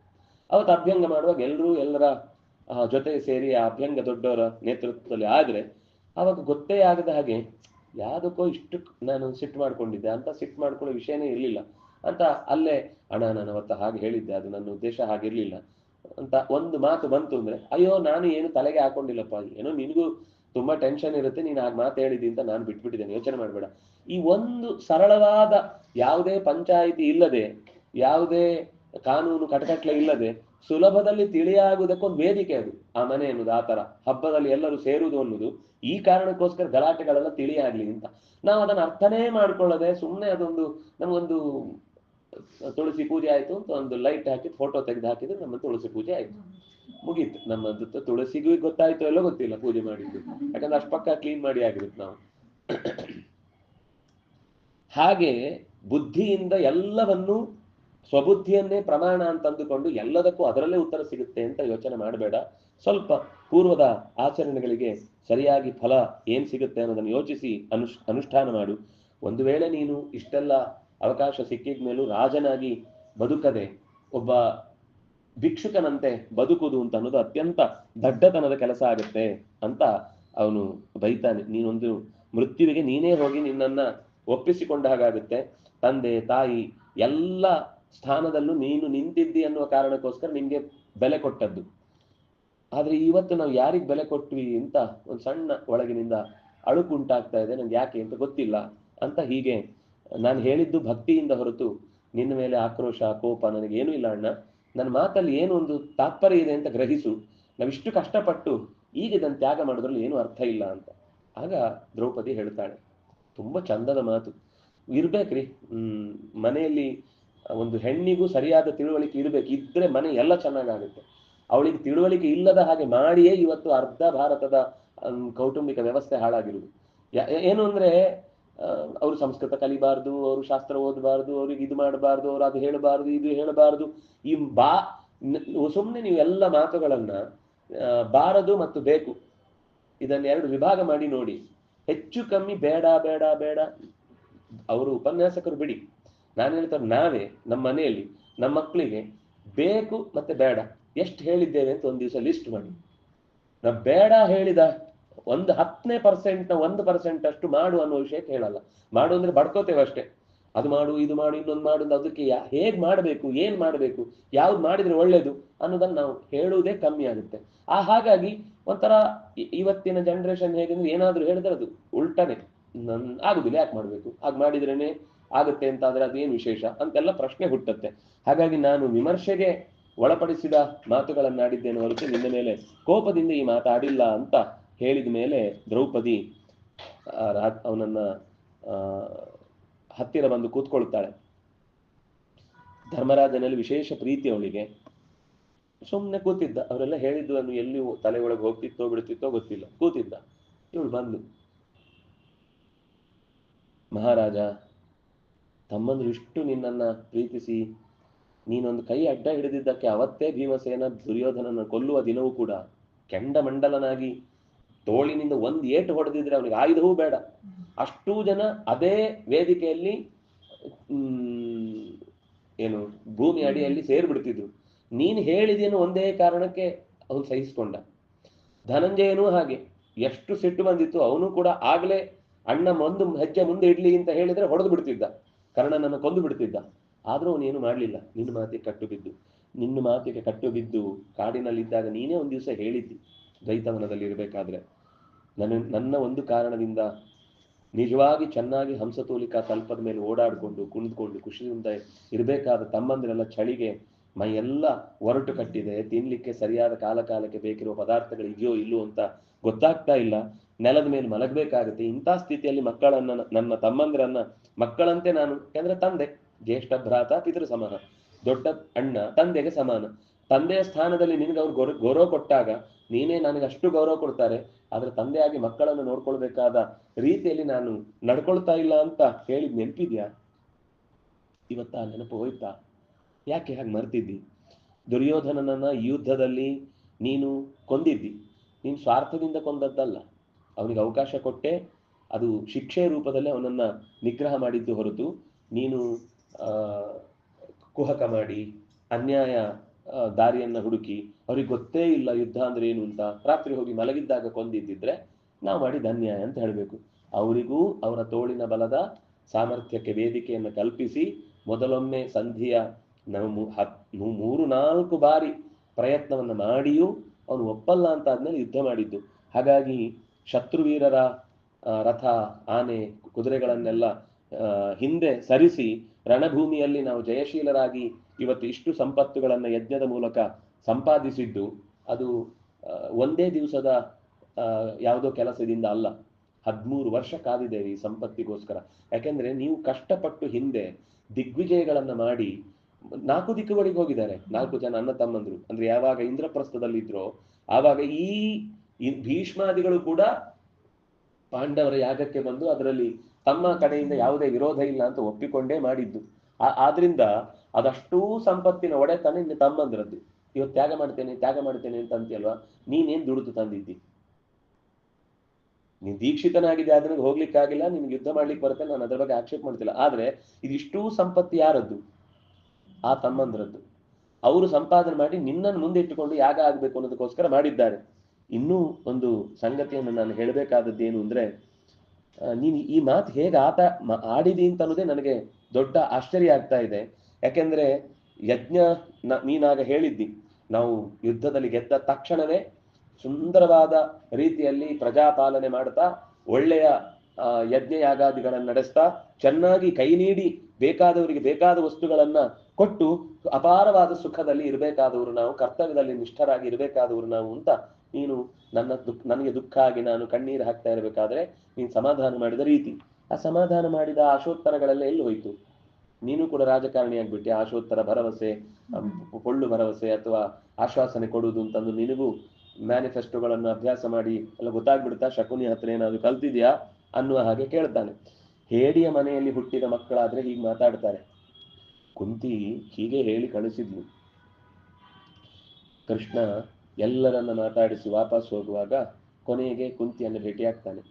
ಭೇಟಿಯಾದಾಗ ನಿನ್ನ ಮಕ್ಕಳಿಗೆ ಏನಾದ್ರೂ ಹೇಳಿ, ನಿನ್ನ ಕಡೆಯಿಂದ ಏನಾದ್ರೂ ಹೇಳಿಕೆ ಇದ್ರೆ ಅದನ್ನು, ದೂತನಾಗಿ ಬಂದಿದ್ದೇನೆ ಯಾಕಂದ್ರೆ ವಿದುರನ ಮನೆಯಲ್ಲಿ ಇರ್ತಾಳೆ ಅವಳು, ಹೇಳ್ತೇನೆ ಅಂತ. ಅವಳು ಏನು ಹೇಳಲ್ಲ, ನನ್ನ ಮಕ್ಕಳಿಗೆ ಹೇಳು ಅಂತಾನೂ ಹೇಳಲ್ಲ, ಇದೊಂದು ಕಥೆ ಹೇಳ್ತೇನೆ, ಅದನ್ನ ಅವ್ರಿಗೆ ಮುಟ್ಟಿಸ್ಬಿಡು ಸಾಕು. ಒಬ್ಳು ತಾಯಿ ಇರ್ತಾಳೆ ವಿದುಲ ಅಂತ, ಅವಳು ಗಂಡನನ್ನ ಕಳ್ಕೊಂಡು ಸಣ್ಣ ಮಗು ಇದ್ದಾಗ್ಲೇ, ಅದಕ್ಕಿನ್ನೂ ಮೆಚುರಿಟಿ ಇಲ್ಲದೆ ಇದ್ದಾಗ್ಲೇ ಗಂಡನನ್ನ ಕಳ್ಕೊಂಡು ಕೊನೆಗೆ ತಾನೇ ಮಂತ್ರಿ ವಲಯವನ್ನೆಲ್ಲ ಗಟ್ಟಿ ಮಾಡಿಕೊಂಡು ಸೇನಾಧಿಪತ್ಯವನ್ನು ಇಟ್ಟುಕೊಂಡು ಅನೇಕ ಸಮಸ್ಯೆಗಳನ್ನು ಎದುರಿಸಿ ಮಗುವಿಗೆ ಶಿಕ್ಷಣ ಕೊಟ್ಟು ಚೆನ್ನಾಗಿ ಕ್ಷಾತ್ರದ ಎಲ್ಲ ಅಭ್ಯಾಸಗಳನ್ನು ಮಾಡಿಸಿ ಇನ್ನೇನು ಅವನನ್ನ ವಯಸ್ಸಿಗೆ ಬಂದ 18-19 ಆಯ್ತು ಕೂಡಿಸ್ಬೇಕು ಅನ್ನೋಷ್ಟರಲ್ಲಿ ಒಂದು ಶತ್ರುಗಳಿಗೆ ಅಲ್ಲಿ ತನಕ ಸ್ಪಷ್ಟ ಗೊತ್ತಿಲ್ಲ ನಿಜವಾಗಿ ಏನಾಗ್ತಾ ಇದೆ ಇಲ್ಲಿ ಅಂತ. ಅವ್ರಿಗೆ ಅರ್ಥ ಆಗುವಷ್ಟರಲ್ಲಿ ಸುಮಾರು ವರ್ಷ ಕಳೆದು ಹೋಗ್ಬಿಟ್ಟಿದೆ. ದಾಳಿ ಮಾಡಿದ್ರು. ಅನೇಕ 2-3 ಕಡೆಯ ರಾಜರೆಲ್ಲ ಒಟ್ಟಾಗಿ ದಾಳಿ ಮಾಡಿದ್ರು. ಇವನಿಗೆ ಪ್ರಾಕ್ಟೀಸ್ ಮಾಡುವಾಗ ಅಭ್ಯಾಸ ಆಗಿದೆ, ಫೀಲ್ಡ್ ಅಲ್ಲಿ ಇಳಿದು ಏನು ಅಂತ ಗೊತ್ತಿಲ್ಲ, ಹೆದರಿ ಬಿಟ್ಟ. ಪ್ರಾಕ್ಟೀಸ್ ಮಾಡೋ ಇರುವ ಜಾಗಕ್ಕೇನೆ ಶತ್ರುಗಳು ಬಂದಾಗ ಇವನು ಓಡಿ ಬಂದ್ರೆ ತಾಯಿ ಹೆಬ್ಬಾಗಿಲು ಹಾಕಿ ಕೂತು ಬಿಟ್ಲು. ನಾನು ನಿನ್ನನ್ನು ಹೆತ್ತೇ ಇಲ್ಲ ಅಂದ್ಬಿಟ್ಲು. ನಾನು ನಿನ್ ಮಗನೇ ಅಲ್ಲ ಅಂದ್. ನಾನು ಈ ಮಗನನ್ನು ಪಡಿಲಿಕ್ಕೋಸ್ಕರ ಈ 18 ವರ್ಷ ನನ್ನ ಹೊಟ್ಟೆಯನ್ನ ರಕ್ತದಿಂದ ಎಷ್ಟು ಸುಡ್ತಾ ಇದ್ರು ಕೂಡ ನಾನು ಕಷ್ಟಪಟ್ಟದ್ದು ಈ ಕಾರಣಕ್ಕಲ್ಲ. ನೀನು ಯುದ್ಧದಲ್ಲಿ ಪ್ರಾಣ ತೆತ್ತರೂ ನನಗೆ ಬೇಸರ ಇಲ್ಲ. ಈ ಮಾತು ಹೇಳುವಾಗ ನಮ್ಗೆ 3ನೇ ವ್ಯಕ್ತಿಯಾಗಿ ಯೋಚನೆ ಮಾಡುವಾಗ ಎಷ್ಟು ನಿಷ್ಕರುಣಿ ಅಂತ ಅನಿಸುತ್ತೆ. ಆದ್ರೆ ಆ ತಾಯಿ ಉದ್ದೇಶ ಇದ್ದದ್ದು ಕ್ಷಾತ್ರದಿಂದಲೇ ಎದುರಿಸ್ಬೇಕು ಹೊರತು ಹೀಗೆ ಹೆದರಿ ಬಂದ್ರೆ ಅವ್ರಿಗೆ ಆ ಯೋಗ್ಯತೆ ಇಲ್ಲ ಸಿಂಹಾಸನದಲ್ಲಿ ಕೂಡ್ಲಿಕ್ಕೆ. ಹಾಗಾಗಿ ಹೇಗೂ ಸಾಯ್ತೇನಲ್ವಾ, ಹೋರಾಡಿಯೇ ಸಾಯ್ತೇನೆ ಅಂತ. ತುಂಬಾ ಚೆನ್ನಾಗಿದೆ. ಒಂದೂವರೆ ಅಧ್ಯಾಯ ತಾಯಿ ಮತ್ತು ಮಗನ ಸಂವಾದ ಇದೆ. ಇದು ಮಕ್ಕಳ ಕೈಯಲ್ಲಿ ಮಾಡಿಸ್ಬೇಕು. ನಾವು ಇವತ್ತು ಆ ತಾಯಿಯರಲ್ಲ. ನಾವು ಮಗು ಏನಾದ್ರೂ ಒಂದು ಎಲ್ಲೋ ಶಿಬಿರಕ್ಕೆ ಹೋಗಿ ಉಪವಾಸ ಮಾಡ್ತೇನೆ ಅಂತ ಕೂತ್ರೆ ಬಂದು ಅಧ್ಯಾಪಕರಿಗೆ ಬೈಸ್ಕೊಂಡಿದೀವಿ ನಾವು. ಬೇಕಾದಷ್ಟು ಕಡೆ ಏಕಾದಶಿ ಬಂತು ಅಂತ ಒಂದು ಮಕ್ಕಳಿಗೆ ಹಿಂದಿನ ದಿವಸ ಹೇಳ್ತೀವಿ, ಮರು ದಿವಸ ಮಕ್ಕಳು ಮನೇಲಿ ಏನೇ ಕೊಟ್ಟರು ತಗೊಳಲ್ಲ. ನಾವಾದ್ರೂ ದೊಡ್ಡವ್ರು ಯಾರಿಲ್ಲ ಅಂದ್ರೆ ಹೋಗಿ ಒಂಚೂರು ನೀರು ಕುಡ್ದಾದ್ರು ಬರೋಣ, ಆಗಲ್ಲ, ತಡೀಲಿಕ್ಕೆ ಆಗ್ತಲ್ಲ. ಆಮೇಲೆ ಉಪವಾಸ ಅಂತ ಹೇಳ್ಕೊಂಡು ತಿರುಗ್ತೀವಿ. ಆ ಮಕ್ಕಳು ಹಠಕ್ಕೆ ಬಿದ್ದು, ಯಾಕಂದ್ರೆ ಅವರಿಗೆ ತಲೆಯಲ್ಲಿ ಒಂದು ಭಗವಂತ ನಮ್ಮನ್ನ ನಿರೀಕ್ಷಿಸ್ತಾನೆ ಅಂತ ಒಂದು ಪ್ರಜ್ಞೆ ಇರುತ್ತೆ. ಬಂದ್ರು, ಸಂಜೆ ತಾಯಿಯರು ಬಂದ್ರು, ವಾಪಸ್ ಕರ್ಕೊಂಡು ಹೋಗ್ಲಿ. ಬೈದ್ರು ನಮಗೆ, ಏನ್ರಿ ನೀವು ಮಕ್ಕಳನ್ನ ನೀವು ಈಗೆಲ್ಲ ಬ್ರೈನ್ ವಾಶ್ ಮಾಡ್ತೀರಿ, ಅವು ಉಪವಾಸ ಮಾಡ್ತಾನೆ ಅಂತ ಕೂತ್ ಬಿಟ್ಟಿದ್ದೇವೆ, ಏನ್ ತಪ್ಪು ಅಂತ ಕೇಳಿದ್ರು. ನೀವು ಈಗ ಹೇಗೆ ಹೇಳ್ತೀರಿ ಶಾಲೆಗೆ ಹೋಗೋ ಏನಾಗುತ್ತೆ? ಏನು ಆಗಲ್ಲ. ಹಾಗೇನಾದ್ರೂ ಅವುಗಳಿಗೆ ಆದಾಗ ನೀವು ನೀರು ಕುಡಿಯಿರಿ, ತಿನ್ನಿ ಅಂತ ಹೇಳಿದೀವಿ. ದೇಹ ಬೀಳಿಸಿಕೊಳ್ಳುವಷ್ಟು ಅನ್ಯಾಯ ಮಾಡ್ಕೊಳ್ಳೋದಲ್ಲ, ಅದು 1-2 ಸರ್ತಿ ಹಾಗಾಗುತ್ತೆ. ಅಭ್ಯಾಸ ಆದ್ಮೇಲೆ ಎಷ್ಟು ಪರಿಸ್ಥಿತಿ ದುಸ್ಥಿತಿಗೆ ಬಂದ್ರು ಕೂಡ ಮನಸ್ಸಿನಲ್ಲಿ ಮಾಡ್ಬೇಕು ಅನ್ನೋ ನಿಶ್ಚಯತೆ ಬಂದಾಗ ಅದೇನು ಆಗಲ್ಲ. ಮತ್ತೆ ಒಂದೇ ಸರ್ತಿ ಮಾಡುದು ಅಲ್ಲ. ದೊಡ್ಡವರಿಗೆ, ಚಿಕ್ಕವರಿಗೆ ನಡೆಯುತ್ತೆ. ದೊಡ್ಡವರಿಗೆ ಅಂದ್ರೆ 3 ಹೊತ್ತು ತಿಂತಾ ಇದ್ರು 2 ಹೊತ್ತಿಗೆ, 2 ಹೊತ್ತು ತಿಂತವ್ರು 1 ಹೊತ್ತಿಗೆ, ಬೇಯಿಸಿದ್ರಿಂದ ಹಸಿಯಿಂದ ನೀರಿಗೆ, ನೀರಿಂದ ಅದರಲ್ಲೂ ಬರೀ ನೀರಿಗೆ, ಆಮೇಲೆ ನೀರು ಅಂದ್ರೆ ರಾಗಿ ನೀರು, ರವೆ ನೀರು ಅಂತೆಲ್ಲ ಇರುತ್ತೆ. ಆ ನೀರು ಬಿಟ್ಟು ಬರೀ ನೀರಿಗೆ, ಆಮೇಲೆ ನೀರೂ ಬಿಟ್ಟು ಕೂತ ಅಂದ್ರೆ ನಮ್ಮಲ್ಲಿ ಈ ಡಾಕ್ಟರ್ಗಳದ್ದೇ ಕಾಟ ಕೆಲವೊಂದ್ಸಲ. ತಪ್ಪು ಅಂತ ಹೇಳುದಲ್ಲ, ಅವರ ಅಧ್ಯಯನದ ಹಿನ್ನೆಲೆಯಲ್ಲಿ ಹೇಳ್ತಾರೆ 1 ದಿವಸಕ್ಕೆ ಏನೂ ಆಗಲ್ಲ. ಅಲೆಕ್ಸಿಸ್ ಕರೆಲ್ ಅಂತ ಒಬ್ಬ ಇದ್ದಾನೆ, ಅವನು ರಷ್ಯನ್ ಸೈಂಟಿಸ್ಟ್. ಅವನು ಭಾರತದ ಈ ತಿಥಿ ವಾರ ನಕ್ಷತ್ರ ಎಂತದ್ದು ಗೊತ್ತಿಲ್ಲ, ಅವನು ಹೇಳ್ತಾನೆ 15 ದಿವಸದಲ್ಲಿ 1 ದಿವಸ ರೆಸ್ಟ್ ಕೊಡಬೇಕು ದೇಹಕ್ಕೆ. ಇಲ್ಲ ಅಂದ್ರೆ ಅದು ಮುಂದೆ ಹೋದಾಗ ಅದಕ್ಕೆ ರೆಸ್ಟ್ ಕೊಡದೇ ಇರುವ ಕಾರಣಕ್ಕೆ ಬೇಗ ಡ್ಯಾಮೇಜ್ ಆಗುತ್ತೆ ಯಂತ್ರ ಅಂತ. ಸಿಂಪಲ್ ಅಲ್ವಾ? ನಾವು ಕೂಡ ಮಿಕ್ಸಿಯನ್ನು ಬಾಯಿ ತನಕ ಅದಕ್ಕೆ ತೆಂಗಿನ ತುರಿ ಹಾಕಿ ರುಬ್ಬಿದ್ರೆ ಗರ್ರ ಅನ್ಸಿ ಅಲ್ಲೇ ಬ್ಲೇಡ್ ಕಟ್ಟಾಗಿ ಹೋಗುತ್ತೆ. ಹಾಗೆ ನಮ್ಮ ಹೊಟ್ಟೆನೂ ಒಂದು ಬ್ಲೇಡ್ ಒಳಗಿನಿಂದ ಏನು ದೇವರು ಸೃಷ್ಟಿ ಮಾಡಿ ನೋಡಿ, ಅದಕ್ಕೆ ಸ್ವಿಚ್ ಇಲ್ಲ, ಕರೆಂಟ್ ಪಾಸ್ ಆಗ್ಬೇಕು ಅಂತ ವ್ಯವಸ್ಥೆಯಲ್ಲಿ ಏನಿಲ್ಲ. ಹೊಟ್ಟೆಗೆ ಹಾಕಿದ್ರೆ ತಾನಾಗಿ ಏನೋ ಆಗ್ತಾ ಇರುತ್ತೆ. ನಾವು ಹೊರಗಡೆ ಮಾಡ್ಬೇಕಾದ್ರೆ ಅದಕ್ಕೆ ಇಷ್ಟು ಕೆಲಸ ಇದೆ. ಆದ್ರೆ ಒಳಗಿನಿಂದ ಇಷ್ಟು ಆಗೋದ್ರ ಬಗ್ಗೆ 1 ದಿವಸ ರೆಸ್ಟ್ ಕೊಡದೇ ಇದ್ರೆ ಅದಕ್ಕೆ ತುಂಬಾ ಹಾನಿ ಆಗುತ್ತೆ. ಅವನು ಅದು ಹೇಳುದು, ಚಂದ್ರನ 11ನೇ ದಿವಸದ ಕಿರಣದ ಪ್ರಭಾವದಿಂದ ಆಗುವ ದೇಹಕ್ಕಾಗುವ ಲಾಭವೇ ಬೇರೆ. ಅವತ್ತು ಉಪವಾಸ ಇದ್ದಷ್ಟು ದೇಹಕ್ಕೆ ಸ್ಟೆಮಿನಾ ಜಾಸ್ತಿ ಆಗುತ್ತೆ. ನಮ್ಮ ದೇಹದಲ್ಲಿ ಜೀವಕೋಶಗಳು ಬೆಳೆಯುವುದು ಅಂತಿದೆಯಲ್ವಾ, ಅದು ಎಷ್ಟು ಜಾಸ್ತಿ ಬೆಳೀತಾ ಹೋಗುತ್ತೋ ಅಷ್ಟು ಬೇಗ ನಮಗೆ ಮುಪ್ಪು ಬರುತ್ತೆ. ಅದು ಬೆಳೆಯುವುದ್ರಲ್ಲಿ ಒಂದು ಸ್ವಲ್ಪ ವೇಗ ಕಮ್ಮಿ ಆದ್ರೆ ಇನ್ನು ಯಂಗ್ ಆಗಿರ್ತಾನೆ. ಯಾರು ಆ ಮನಸ್ಸನ್ನ ನಿಗ್ರಹ ಮಾಡಿ ಆ ಆಹಾರದ ವ್ಯವಸ್ಥೆಯಲ್ಲಿ ಯಾವತ್ತು ಕೊಡಬಾರ್ದು ಅವತ್ತು ಕೊಡದೆ ಅದನ್ನ ತಡೆದು ನಿಲ್ಲಿಸಿದ್ರೆ ಅವನ ಆಯುಷ್ಯದಲ್ಲೂ ವೃದ್ಧಿ ಆಗುತ್ತೆ, ಆರೋಗ್ಯದಲ್ಲೂ ವೃದ್ಧಿ ಆಗುತ್ತೆ, ಮಾನಸಿಕ ಸ್ಥೈರ್ಯವೂ ಹೆಚ್ಚಾಗುತ್ತೆ. ಬೇಡ ಇದೆಲ್ಲ ಧರ್ಮ ಕರ್ಮ ದೇವರು ದಿಂಡ್ರು ಎಲ್ಲ ಬಿಡಿ. 1 ದಿವಸ ಇಲ್ಲಿ ಏನೋ ಒಂದು ದೊಡ್ಡ ಅನಾಹುತ ಆಗಿ ಒಂದು 5-6 ದಿವಸ ಈ ಬಿಲ್ಡಿಂಗ್ ಇಂದ ಕೆಳಗೆ ನಮ್ಗೆ ಹೋಗ್ಲಿಕ್ಕಿಲ್ಲ ಅಂತ ಆಗುತ್ತೆ. 1 ದಿವಸ ಅಡಿಗೆ ಮನೆಯಲ್ಲಿ 2 ದಿವಸ ಆಯ್ತು, 3ನೇ ದಿವಸಕ್ಕೆ ಏನೂ ಸಿಗ್ಲಿಲ್ಲ, ಖಾಲಿ ಆಯ್ತು, ಕೆಳಗೆ ಹೋಗ್ಲಿಕ್ಕಿಲ್ಲ, ಮನೆಯಲ್ಲಿ ಏನೂ ಇಲ್ಲ. ಅವತ್ತಾದ್ರೂ ಒಂದು ಜೀವ ಹಿಡ್ಕೊಳ್ಳಿಕ್ಕೆ 1.5 ದಿವಸ 2 ದಿವಸ ಬದುಕ್ಲಿಕ್ಕೆ ನಮ್ಮ ಹತ್ರ ಒಂದು ಸ್ಟೆಮಿನಾ ಬೇಡವಾ? ಅಂತದೊಂದು ಪರಿಸ್ಥಿತಿ ಬಂದಾಗ ಬೇಡ, ಮನೆಗೆ ಏನಾಗುದಲ್ಲ. ನಾವು ಯಾವುದೋ ಬೇರೆ ಊರಿಗೆ ಹೋಗ್ತಾ ಇದ್ದೇವೆ, ಬೇರೆ ಊರಿಗೆ ಹೋಗುವಾಗ ಟ್ರೈನ್ ಅಲ್ಲಿ ಸ್ಟ್ರಕ್ ಆಯ್ತು, ಏನು ತಿನ್ಲಿಕ್ಕೂ ಅಲ್ಲಿ ಸಿಗಲ್ಲ ಅನ್ನೋ ಸ್ಥಿತಿ ಬಂತು. ಕಾಡಿನ ಮಧ್ಯದಲ್ಲಿ ಎಲ್ಲೋ ಇದ್ದಿದ್ದೆಲ್ಲ ಅಲ್ಲಲ್ಲಿ ತಂದಿ ತಿಂದಿದ್ದೆಲ್ಲ ಖಾಲಿ ಆಯ್ತು, ಬರ್ಲಿಕ್ಕೆ 2 ದಿವಸ ಬೇಕು. ಏನ್ ಮಾಡ್ಬೇಕು ಇಂಥ ದುಸ್ಥಿತಿಗೆ ಬಿದ್ದಾಗ? ಹೇಗೆ ನಮ್ಮನ್ನ ಪರಿಸ್ಥಿತಿಗಳು ಪರೀಕ್ಷೆ ಮಾಡ್ತಾವೋ ಗೊತ್ತಿಲ್ಲ. ಆ ಹಂತದಲ್ಲಿ 1 ದಿವಸ ನಾವು ಏನೂ ತಿನ್ನದೇ ಇದ್ರು ಕೂಡ ನಮ್ಗೆ ಏನೂ ಆಗಲ್ಲ, ಅಷ್ಟು ಮಾನಸಿಕವಾದ ಧೈರ್ಯ. ದೇಹಕ್ಕೆ ಏನಾಗುತ್ತೋ ಬಿಡುತ್ತೋ ಬೇರೆ ಪ್ರಶ್ನೆ, ಏನೂ ಆಗಲ್ಲ ಅನ್ನೋ ಒಂದು ಮನಸ್ಥಿತಿ ಸಿದ್ಧಿಗೋಸ್ಕರ ಆದ್ರೂ ಆ ಉಪವಾಸದ ಅಭ್ಯಾಸ ಇದ್ರೆ ಎಷ್ಟು ಧೈರ್ಯವಾಗಿ ಬದುಕಬಹುದು. ಇಲ್ಲ 1 ದಿವಸ ತಡೆಯುತ್ತೆ, ದೇಹಕ್ಕೆ ಏನಾಗಲ್ಲ. ಹೆಚ್ಚಿನ ಅಂಶ ನಾವು ಹೆದರಿಯೇ ಸಾಯಿತು ಎಲ್ಲ ಕಡೆಯಲ್ಲೂ. ಅದು ಆಹಾರದ ವಿಷಯ ಮಾತ್ರ ಅಲ್ಲ, ಎಲ್ಲ ವಿಷಯಕ್ಕೂ ನಾವು ಯಾವಾಗ ತಿಳುವಳಿಕೆ ಇರುವುದಿಲ್ವೋ ಆಗ ಧೈರ್ಯ ಇರುವುದಿಲ್ಲ. ಯಾವಾಗ ಧೈರ್ಯ ಇರುವುದಿಲ್ಲೋ ಅಲ್ಲಿ ಭಯ ಆವರಿಸ್ಕೊಳ್ಳುತ್ತೆ. ಎಲ್ಲಿ ಭಯ ಬಂತು ಅಲ್ಲಿ ಸಾವು ಬಂತು ಅಂತ ಅರ್ಥ. ನಾವು ಹೆಚ್ಚು ಕಮ್ಮಿ ಇವತ್ತು ಬದುಕ್ತಾ ಇರೋದೇ ಸಾವಿನ ಒಂದು ಯಾವುದು ಭಯದ ಜೊತೆಗೆ. ಅದರಿಂದಾಗಿ ನಮಗೆ ಬೇಗ ಸಾವು ಆವರಿಸಿಕೊಳ್ಳುತ್ತೆ, ಬಹಳ ಬೇಗ ನಮ್ಮನ್ನ ದುಸ್ಥಿತಿಗಳು ದೌರ್ಬಲ್ಯಗಳು ಅಂಟಿಕೊಳ್ತಾ ಇರುತ್ತೆ. ಅವನು ಹೇಳ್ತಾನೆ, ನೀನು ಯಾರು ದ್ರೌಪದಿ ಹೇಳ್ತಾಳೆ, ಕ್ಷತ್ರಿಯನಾದವನಿಗೆ ದಂಡ ನೀತಿ ಅನ್ನೋದು ಮಸ್ಟ್ ಅಂಡ್ ಶುಡ್. ನಮ್ಮ ಹಿರಿಯರು ನಮ್ಮನ್ನು ಇಲ್ಲಿ ತನಕ ಬೆಳೆಸಿ ಆ ಅಧಿಕಾರವಾದ ಸೂತ್ರವನ್ನ ಕೊಟ್ಟದ್ದು ಯಾಕೆ ಅಂದ್ರೆ, ನಿಮ್ಮ ಕೈಯಲ್ಲಿ ದಂಡ ನೀತಿ ಚೆನ್ನಾಗಾಗತ್ತೆ ಅನ್ನುವ ಕಾರಣಕ್ಕೋಸ್ಕರ. ಯಾಕೆ ದ್ರೋಣಾಚಾರ್ಯರು, ಭೀಷ್ಮಾಚಾರ್ಯರು ಇವರೆಲ್ಲ ನಿನಗೆ ಹೇಗೆ ಯುದ್ಧ ಮಾಡಿದ್ರೆ ನೀವು ಸಾಯ್ತೀರಿ ಅಂತ ಕೇಳಿದ ನೀನು ಪುಣ್ಯಾತ್ಮ. ಆಗ ಅವ್ರು ಹೇಳಿದ್ರು, ನೀನು ಶಿಖಂಡಿಯನ್ನ ತಂದು ನಿಲ್ಲಿಸು. ಅವ್ರು ಯಾಕೆ ಹೇಳಬೇಕಿತ್ತು, ನೀನು ಧರ್ಮಿಷ್ಠ, ಈ ಅಧರ್ಮದ ಆಳ್ವಿಕೆ ಅವರಿಗೂ ಇಷ್ಟ ಇರಲಿಲ್ಲ. ಇಲ್ಲಾಂದ್ರೆ ಯಾರಾದ್ರೂ ತನ್ನ ಸಾವಿನ ಬಗ್ಗೆ ಹೇಳ್ತಾರೆ ಇನ್ನೊಬ್ಬರಿಗೆ, ನಿನಗೆ ಯಾಕೆ ಹೇಳಿದ್ರು, ಅವರಿಗೂ ಇದು ಇಷ್ಟ ಇರಲಿಲ್ಲ. ಕಟ್ಟು ಬಿದ್ದು ಧೃತರಾಷ್ಟ್ರ ಇದ್ದಾನೆ. ಯಾವಾಗ್ಲೂ ಈ ಅಂದ್ರೆ ಆ ಅಜ್ಜನ ಮನಸ್ಥಿತಿ ಅಥವಾ ಆ ಪೀಳಿಗೆಯವರು ಮಕ್ಕಳ ಮತ್ತು ಮೊಮ್ಮಕ್ಕಳ ನಡುವೆ ಜಗಳ ಆದಾಗ ಅನಿವಾರ್ಯವಾಗಿ ಮಕ್ಕಳ ಪರ ವಹಿಸ್ತಾರೆ, ಮೊಮ್ಮಕ್ಕಳ ಪರ ವಹಿಸುವುದಿಲ್ಲ. ಸಣ್ಣ ಪುಟ್ಟ ಊಟ ತಿಂಡಿಗೆಲ್ಲ ಅವ್ರ ಮೇಲೆ ಪ್ರೀತಿ ತೋರಿಸ್ತಾರೆ, ಬೇರೆ ಪ್ರಶ್ನೆ. ಜೀವನದ ಪ್ರಧಾನ ಇಶ್ಯೂ ಬಂದಾಗ ಅವರು ಮಕ್ಕಳ ಹತ್ರ, ಯಾಕಂದ್ರೆ ಮಕ್ಕಳನ್ನ ಹತ್ತಿರದಲ್ಲಿ ನೋಡಿರ್ತಾರೆ, ಅವ್ರ ಹತ್ರ ಇನ್ನೂ ಒಡನಾಟ ಇರಲ್ಲ, ಮತ್ತೆ ಅವ್ರಿಗೆ ಇನ್ನೂ ತಿಳುವಳಿಕೆ ಇರಲ್ಲ. ಅವರಿಬ್ರು ಜಗಳ ಆಡಿದ್ರೆ ಮಗನ ಪರ ವಹಿಸಿ ಮಾತಾಡ್ತಾರೆ. ಹಾಗಾಗಿ ಭೀಷ್ಮಾಚಾರ್ಯ, ದ್ರೋಣಾಚಾರ್ಯ ಎಲ್ಲ ಧೃತರಾಷ್ಟ್ರನ ಪರವಾಗಿ ನಿಂತು. ಇದು ಈ ವೀಕ್ನೆಸ್ ದುರ್ಯೋಧನ ಚೆನ್ನಾಗಿ ಗೊತ್ತಿತ್ತು. ಅದಕ್ಕೋಸ್ಕರನೇ ಅವರನ್ನ ಕೈ ಹಿಡಿದ. ಧೃತರಾಷ್ಟ್ರನನ್ನ ಉಳಿಸ್ಬೇಕಾದವ್ರು ನೀವು, ನನ್ನನ್ನು ಉಳಿಸಿ ನಾನು ಕೇಳಲ್ಲ, ಅವರ ಪರಂಪರೆಯನ್ನು ಉಳಿಸ್ಬೇಕಾದವ್ರು ನೀವು. ಆದ್ರಿಂದಾಗಿ ನೀವು ನಮ್ಗೆ ಸಹಾಯ ಮಾಡಬೇಕು ಅಂತ ಕೇಳಿದ್ರು. ಕಟ್ಟು ಬಿದ್ರು, ಒಪ್ಪಿಕೊಂಡು ಧೃತರಾಷ್ಟ್ರನ ಪರವಾಗಿ ಯುದ್ಧ ಮಾಡಿದ್ರು. ದುರ್ಯೋಧನನ ಪರವಾಗಿ ಯುದ್ಧ ಮಾಡಿದ್ದಲ್ಲ, ಅವ್ರಿಗೇನ್ ಋಣ ಇರ್ಲಿಲ್ಲ. ಏನ್ ಋಣ, ಇಷ್ಟು ದಿವಸ ನೋಡ್ಕೊಂಡದ್ದೇ ಭೀಷ್ಮಾಚಾರ್ಯ, ಅವ್ರಿಗೆ ಎಂತ ಋಣ? ವಸುಧಾ ಹಾಗೆ ಹೇಳಿದ್ರೆ ಆ ಪ್ರತಿಜ್ಞೆ ಮಾಡಿದ್ರಿಂದ ಅವ್ರು ಸುಮ್ಮನಿದ್ರು ಬಿಟ್ರೆ ಅವರದ್ದೇ ಮನೆ ಅದು. ಸಾಮಾನ್ಯ ನಾವು ಈ ಕಥೆ ಎಲ್ಲ ಹೇಳುವಾಗ ಅಯ್ಯೋ ಅವ್ರಿಗೆ ಋಣ ಇತ್ತು ಅಂತ, ದ್ರೋಣಾಚಾರ್ಯರಿಗೂ ಋಣ ಇರ್ಲಿಲ್ಲ.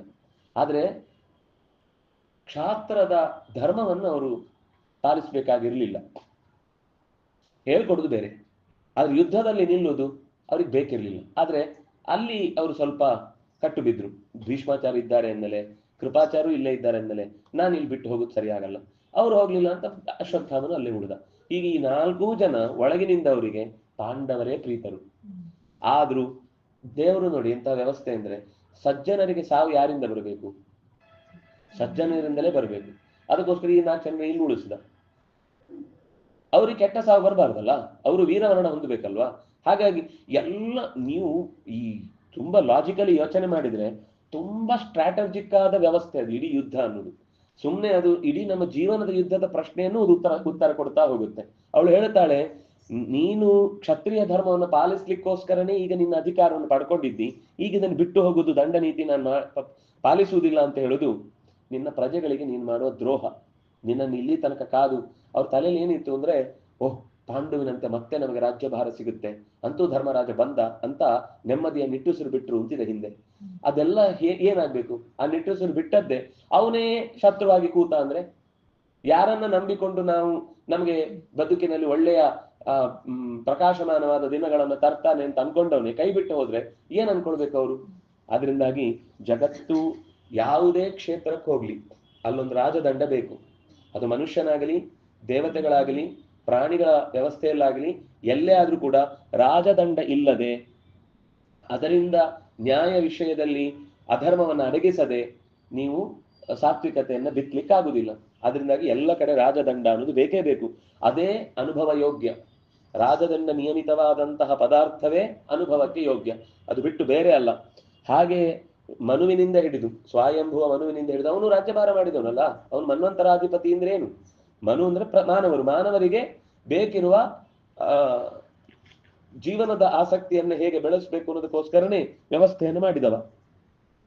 ಅದರಿಂದಾಗಿ ನೀನು ರಾಜ ಇಲ್ಲದೆ ಹೋದ್ರೆ ಲೋಕ ಭಯಕ್ಕೆ ಈಡಾಗಿ ಚದುರಿ ಹೋಗುತ್ತೆ, ಹಾಳಾಗಿ ಹೋಗುತ್ತೆ, ತನ್ನ ಕರ್ತವ್ಯವನ್ನು ಮರೆತು ಬಿಡುತ್ತೆ. ನೀವು ಗಮನಿಸಿ, ಶಾಲೆಯಲ್ಲಿ ಅಧ್ಯಾಪಕರಿದ್ದಾಗ ಮಕ್ಕಳು ಹೇಗಿರ್ತಾರೆ? ಅಧ್ಯಾಪಕರು ಬಂದಿಲ್ಲ ಅಂತ ಅಂದುಕೊಂಡ್ರೆ ಸಾಕು, ಅವರು ಬರುದು ಬೇಡ, ಅವ್ರು ಇನ್ನೂ ಬರ್ತಾ ಇರ್ತಾರೆ ಅಂದುಕೊಂಡ್ರೆ ಸಾಕು, ಇಡೀ ಕ್ಲಾಸ್ ಚೆಲ್ಲಾಪಿಲ್ಲಿ ಆಗುತ್ತೆ. ನಮ್ಮ ಸ್ವಾಮಿಗಳು ಯಾವಾಗ್ಲೂ ವಿಶ್ವೇಶತೀರ್ಥರು ಈ ಶಿಬಿರಕ್ಕೆ ಹೋದಾಗಲೆಲ್ಲ ಮಕ್ಕಳಿಗೆ ಹೇಳ್ತಾ ಇದ್ರು, ನೀವು ತುಂಬಾ ಅಭಿನಂದನಾರ್ಹರು, ನಿಜವಾಗ್ಲೂ ನಿಮ್ಮನ್ನು ಕಂಡ್ರೆ ನಂಗೆ ತುಂಬಾ ಖುಷಿ ಆಯ್ತು. ಯಾಕೆಂದ್ರೆ ಶಾಲೆಯಲ್ಲಿದ್ದಾಗ ಒಂದಿಷ್ಟು ಅದು ತಿಳ್ಕೊಳ್ಬೇಕು, ಇದು ಬರಿಬೇಕು, ಅದು ಓದ್ಬೇಕು, ಹೋಮ್ ವರ್ಕ್ ಮಾಡಬೇಕು, ಅದು ಇದು ಅಂತ ಅನಿವಾರ್ಯ ನೀವು ಮಾಡೇ ಮಾಡ್ತೀವಿ. ಆದ್ರೆ ರಜೆಯಲ್ಲಿ ನೀವು ಹೇಗೋ ಟೈಮ್ ಕಳಿಬಹುದಾದನ್ನ ಶಿಬಿರಕ್ಕೆ ಬಂದು ಮಂತ್ರ ಕಲಿತೀರಿ ಅಂತ ಕೂತಿದ್ದೀರಲ್ವಾ, ನಿಮ್ಮನ್ನು ಕಂಡ್ರೆ ನಂಗೆ ತುಂಬಾ ಇಷ್ಟ ಅಂತ ಒಂದೇ ಮಾತು. ಅಷ್ಟು ಹೇಳಿದ್ಮೇಲೆ ಮಕ್ಳಿಗೆ ಎಷ್ಟು ಖುಷಿ ಆಗ್ಬೇಡ. ನಿಜವಾಗಿ ಒಬ್ಬ ವ್ಯಕ್ತಿಯನ್ನು ಗುರುತಿಸುವುದು ಹೇಗೆ ಅಂದ್ರೆ, ರಜೆ ಕೊಟ್ಟಾಗ ಹೇಗಿದ್ದಾರೆ. ರಜೆ ಕೊಟ್ಟಾಗ ಮಕ್ಕಳು ಬೇರೆಯವರೆಲ್ಲ ಎಲ್ಲೆಲ್ಲೋ ಹೋಗ್ತಾರೆ, ನೀವು ಇಲ್ಲಿಗೆ ಬಂದಿದ್ದೀರಲ್ವಾ, ನೀವು ಬಹಳ ಮೆಚ್ಚಿನ ಮಕ್ಕಳು. ನೀವು ನಿಜವಾಗ್ಲೂ ಕೂಡ ಸರಿಯಾದ್ದನ್ನ ಆಯ್ಕೆ ಮಾಡ್ಕೊಂಡು ಇಲ್ಲಿ ಕಲೀಲಿಕ್ಕೆ ಬಂದಿದ್ದೀರಾ. ಅದರಿಂದಾಗಿ ನೀವು ಶಾಲೆಯಲ್ಲಿ 10 ತಿಂಗಳಲ್ಲಿ ಏನ್ ಕಲ್ತ್ರೋ, ಈ 10 ದಿವಸದಲ್ಲಿ ಅದು ಕಲ್ತದ್ದು ಅಂತ ಅನ್ನೋದು ಅದಕ್ಕಿಂತ 100 ಪಟ್ಟು ಜಾಸ್ತಿ ಇದ್ದು. ಇದು ಜೀವನ ಪೂರ್ತಿಗಾಗುವ ವಿದ್ಯೆ. ಇದು ಹೋದ ಪರೀಕ್ಷೆದ್ದು ಟೆಕ್ಸ್ಟ್ ಬುಕ್ ಚೇಂಜ್ ಆಯ್ತು ಅಂತಂದ್ರೆ, ಅಥವಾ ನೆಕ್ಸ್ಟ್ ಕ್ಲಾಸಿಗೆ ಬರುವಾಗ ಹಿಂದಿನ ಟೆಕ್ಸ್ಟ್ ಬುಕ್ ಇದ್ದು ಯಾವುದು ನಿಮ್ಗೆ ಪರೀಕ್ಷೆಗೆ ಬರಲ್ಲ, ನೀವು ಅದನ್ನು ನೋಡ್ಕೊಳ್ಳಿಕ್ಕೂ ಹೋಗಲ್ಲ. ಆದ್ರೆ ಇಲ್ಲಿ ಕಲಿಯುವ ಸಂಧ್ಯಾ ವಂದನೆ, ಅಥವಾ ಇಲ್ಲಿ ಕಲಿಯುವ ಪೂಜೆ, ಅಥವಾ ಇಲ್ಲಿ ಕಲಿಯುವ ಸ್ತೋತ್ರ ಸಾಯುವ ತನಕ ಉಪಯೋಗಕ್ಕೆ ಬರುತ್ತೆ ಕೂಡ. ಅದನ್ನ ನೀವು ಕಲೀಲಿಕ್ಕೆ ಸಮಯ ಕೊಟ್ಟಿದ್ದೀರಾ. ಅದರಿಂದಾಗಿ ನೀವು ಒಳ್ಳೆ ಮಕ್ಕಳು ಅಂತ ನನಗೆ ಗೊತ್ತಾಯ್ತು ಅಂತ. ರಜೆಯಲ್ಲಿ ನೀವು ಇಲ್ಲಿಗೆ ಬಂದಿದ್ದೀರಾ, ಅದನ್ನಾಗಿ ನೀವು ಒಳ್ಳೆ ಮಕ್ಕಳು ಅಂತ ಗೊತ್ತಾಯ್ತು ಅಂತ. ಇದು ನಮಗೂ ಒಂದು ಉತ್ತರನೇ. ನಮ್ಗೆ ಆಫೀಸ್ ಇದ್ದಾಗ ನಾವು ಬೇಗ ಹೇಳ್ತೇವೆ, ಬೇಗ ಮಾಡ್ತೇವೆ, ಗುಣ, ಅದ್ರ ದೊಡ್ಡ ಗುಣ ಅಲ್ಲ. ಆಫೀಸಿಗೆ ರಜೆ ಇದ್ದ ದಿವಸ ಏನ್ ಮಾಡ್ತೇವೆ ಅದು ಕರೆಕ್ಟ್. ಅದು ಆವತ್ತು 12 ಗಂಟೆಗೆ ಸೂರ್ಯ ಕಿಟಕಿಯಿಂದ ಎಬ್ಸಿದ್ರು ಕರೆಕ್ಟ್ ನಾಕಿ ನಾವು ಮಲಗ್ತೀವಿ ಅಂತಂದ್ರೆ, ನಮ್ದು ಕೇವಲ ಆಫೀಸಿನ ಉದ್ದೇಶದಿಂದ ಬೇಗ ಎದ್ದದ್ದು ಹೊರತು ಬೇಗ ಎದ್ರೆ ನಮ್ಮ ಕರ್ತವ್ಯ ನಿತ್ಯ ಚೆನ್ನಾಗಾಗುತ್ತೆ ಅನ್ನೋ ಉದ್ದೇಶದಿಂದ ಎದ್ದಿದ್ದಲ್ಲ ಅಂತ ನಮ್ಮನ್ನೇ ನಾವು ಅನಲೈಸ್ ಮಾಡ್ಕೊಳ್ಳಿಕ್ಕಾಗುತ್ತೆ. ರಾಜನಿಲ್ಲದೆ ಹೋದ್ರೆ ಲೋಕ ಭಯಕ್ಕೆ ಈಡಾಗಿ ಅನರ್ಥದ ತುದಿಗೆ ಇರುತ್ತೆ. ಇದರಿಂದ ಜಗತ್ತಿನಲ್ಲಿ ಅತ್ಯಂತ ಹಾನಿಗಳು ಉಂಟಾಗುತ್ತೆ. ಅದನ್ನ ತಪ್ಪಿಸ್ಬೇಕು ಅಂತ ನಿನಗೆ ಅಧಿಕಾರವನ್ನು ಕೊಡ್ತಾ ಇರುವುದು. ಇನ್ನೊಂದು ಸಂಗತಿ ಏನು ಗೊತ್ತಾ, ಧರ್ಮರಾಜನಿಗ ದ್ರೌಪದಿ ಹೇಳ್ತಾಳೆ, ಅದು ಈ ಎಲ್ಲ ವಿಷಯ ಆರಣ್ಯಕದಲ್ಲಿ ಬರುವ ಮಾತುಗಳು. ಇತಿಹಾಸ ಪುರಾಣಾಭ್ಯಾಂ ವೇದಂ ಸಮಪಬ್ರಹ್ಮಯೇತ್ ಅಂತ ಒಂದು ಮಾತಿದೆ. ವೇದಗಳನ್ನ ನಮಗೆ ತಿಳ್ಕೊಳ್ಳಿಕ್ಕಾಗದೇ ಇದ್ರು ಇತಿಹಾಸವನ್ನು ಓದಿದ್ರೆ ವೇದದ ಅನೇಕ ಅಭಿಪ್ರಾಯಗಳು ನಮ್ಗೆ ಅರ್ಥ ಆಗುತ್ತೆ ಅಂತ. ಈ ರಾಜನ ಅಧಿಕಾರದ ವ್ಯವಸ್ಥೆಯಲ್ಲಿ ಏನ್ ಹೇಳ್ತಾರೆ ಅಂದ್ರೆ, ಇಂದ್ರೋಸಿ, ವರುಣೋಸಿ, ರುದ್ರೋಸಿ, ಯಮೋಸಿ ಅಂತ ಎಲ್ಲ ದೇವತೆಗಳ ಸನ್ನಿಧಾನವನ್ನ ರಾಜನಲ್ಲಿ ಅವನಿಗೊಂದು ರಾಜದಂಡ ದೀಕ್ಷೆ ಕೊಡುವುದಿದೆ. ನಮ್ಮಲ್ಲಿ ಈ ಸಂಸತ್ತಿನಲ್ಲಿ ಸೈನ್ಗೋಲ್ ತಂದಿಟ್ಟದಕ್ಕೆ ಏನ್ ಗಲಾಟೆ ಆಯ್ತು, ವಸುತ ಅದು ಸೂತ್ರ, ನಿಜವಾಗಿ ಕರೆಕ್ಟ್ ಕ್ರಮ ಅದು. ರಾಜನ ಎಲ್ಲಾ ಅಧಿಕಾರವನ್ನ ಅಲ್ಲಿ ದೇವತೆಗಳಿದ್ದು ಅವನು ರಕ್ಷಿಸ್ತಾರೆ ಅಂತ ಇರುವುದು ಆ ಕೋಲ್ನಲ್ಲಿ.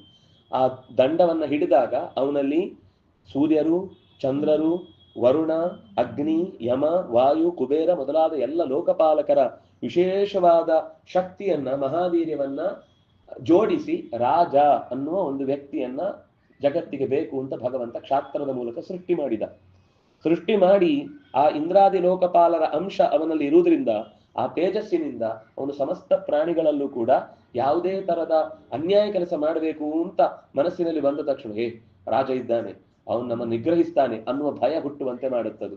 ಆ ಭಯದಿಂದಲೇ ಎಷ್ಟೋ ಸರ್ತಿ ರಾಜ ಅಲ್ಲಿಗೆ ಬರದೇ ಇದ್ರು ಅನ್ಯಾಯ ಆಗಲ್ಲ. ರಾಜ ಇಲ್ಲ ಅಂತ ಗೊತ್ತಾದ ಮರುಕ್ಷಣ ನೋಡಿ ಬಾಂಗ್ಲಾದಲ್ಲಿ ಏನಾಯ್ತು, ಅಲ್ಲಿಯ ಪ್ರಧಾನ ಮಂತ್ರಿ ಗಡಿಪಾರಾದ ತಕ್ಷಣವೇ ಇಡೀ ದೇಶದಲ್ಲಿ ಇನ್ನಷ್ಟು ದೊಂಬೆಯಾಗಿ ಸಾಮಾನ್ಯರಿಗೆ ಬದುಕಲಿಕ್ಕೆ ಇಲ್ಲ ಅನ್ನುವ ಸ್ಥಿತಿ ಬಂದು ನಿಂತಿದೆ. ನಮ್ಗೆ ಕಾಶ್ಮೀರದ ಉದಾಹರಣೆ ಇತ್ತು, ನಮ್ಮಲ್ಲೇ ಇತ್ತು, ಈ ಪಕ್ಕದಲ್ಲೂ ಆಗ್ತಾ ಇದೆ. ಈಗ್ಲೂ ನಾವ್ ಎಚ್ಚೆತ್ಕೊಳ್ಳೋದು, ನಮ್ಗೆ ಈಗ್ಲೂ ಅರ್ಥ ಆಗಲ್ಲ. ನಾವ್ ಇನ್ನೂ ಕೂಡ ನೋಡೋಣ ನಮ್ ಬರುವ ತನಕ ಯಾಕೆ ನಮ್ದು ಏನು ಅಂದ್ರೆ, ಎಲ್ಲಿ ದೇವರನ್ನು ಚಿಂತಿಸ್ಬೇಕೋ ಅಲ್ಲಿ ದೇವರ ಬಗ್ಗೆ ಯೋಚನೆ ಮಾಡಲ್ಲ, ಎಲ್ಲಿ ನಾವಲ್ಲಿ ನಿಜವಾಗಿ ಸ್ವಲ್ಪ ಕಾರ್ಯಪ್ರವೃತ್ತರಾಗಬೇಕೋ ಅಲ್ಲಿ ದೇವರಿಗೆ ಬಿಟ್ಬಿಡು, ದೇವ್ರ ನೋಡ್ಕೋತಾನೆ ಅಂತ. ಈಗ ಈ ತಮಾಷೆಗೆ ಹೇಳುದುಂಟು, ಈಗ ನಮ್ಮ ಮನೆಯ ಬೀದಿಯ ಯಾವ್ದೊಂದು ಮೋರಿ ಕಟ್ಕೊಂಡಿದೆ ಅಂದ ತಕ್ಷಣ ನಾವು ಪ್ರಧಾನಮಂತ್ರಿ ಇಲ್ಲಿಗೆ ಬರ್ಬೇಕು ಅಂತ ಅನ್ನೋದು ನಿರೀಕ್ಷೆ ಮಾಡುದು ಸರಿನಾ? ನಮ್ಮ ಮನೆಯ ಪರಿಸರದ ವ್ಯವಸ್ಥೆಯನ್ನು ನಾವು ನೋಡ್ಕೊಳ್ಬೇಕು, ಸರಿ ಮಾಡ್ಕೊಳ್ಬೇಕು.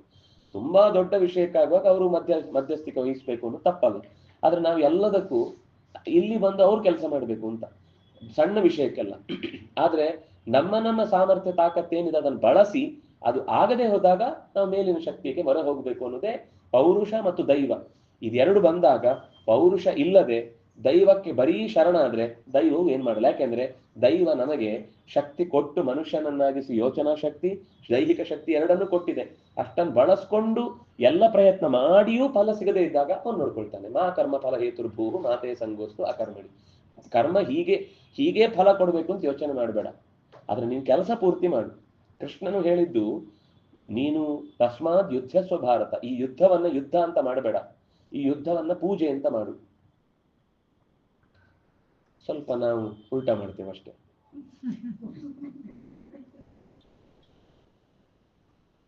ಅವಳು ಹೇಳ್ತಾಳೆ, ಇಂದ್ರ, ಚಂದ್ರ, ಯಮ, ವರುಣ ಈ ಅಂಶಗಳಿಂದ ನೀನು ರಾಜನ ವ್ಯಕ್ತಿತ್ವವನ್ನು ಹೊಂದಿ ಪ್ರಜೆಗಳಿಗೆ ಒಂದು ಭರವಸೆ ನೀನು, ಋಷಿಗಳ ತೇಜಸ್ಸು. ಯಾಕೆಂದ್ರೆ ಅವ್ರು ಹೇಳುದೇ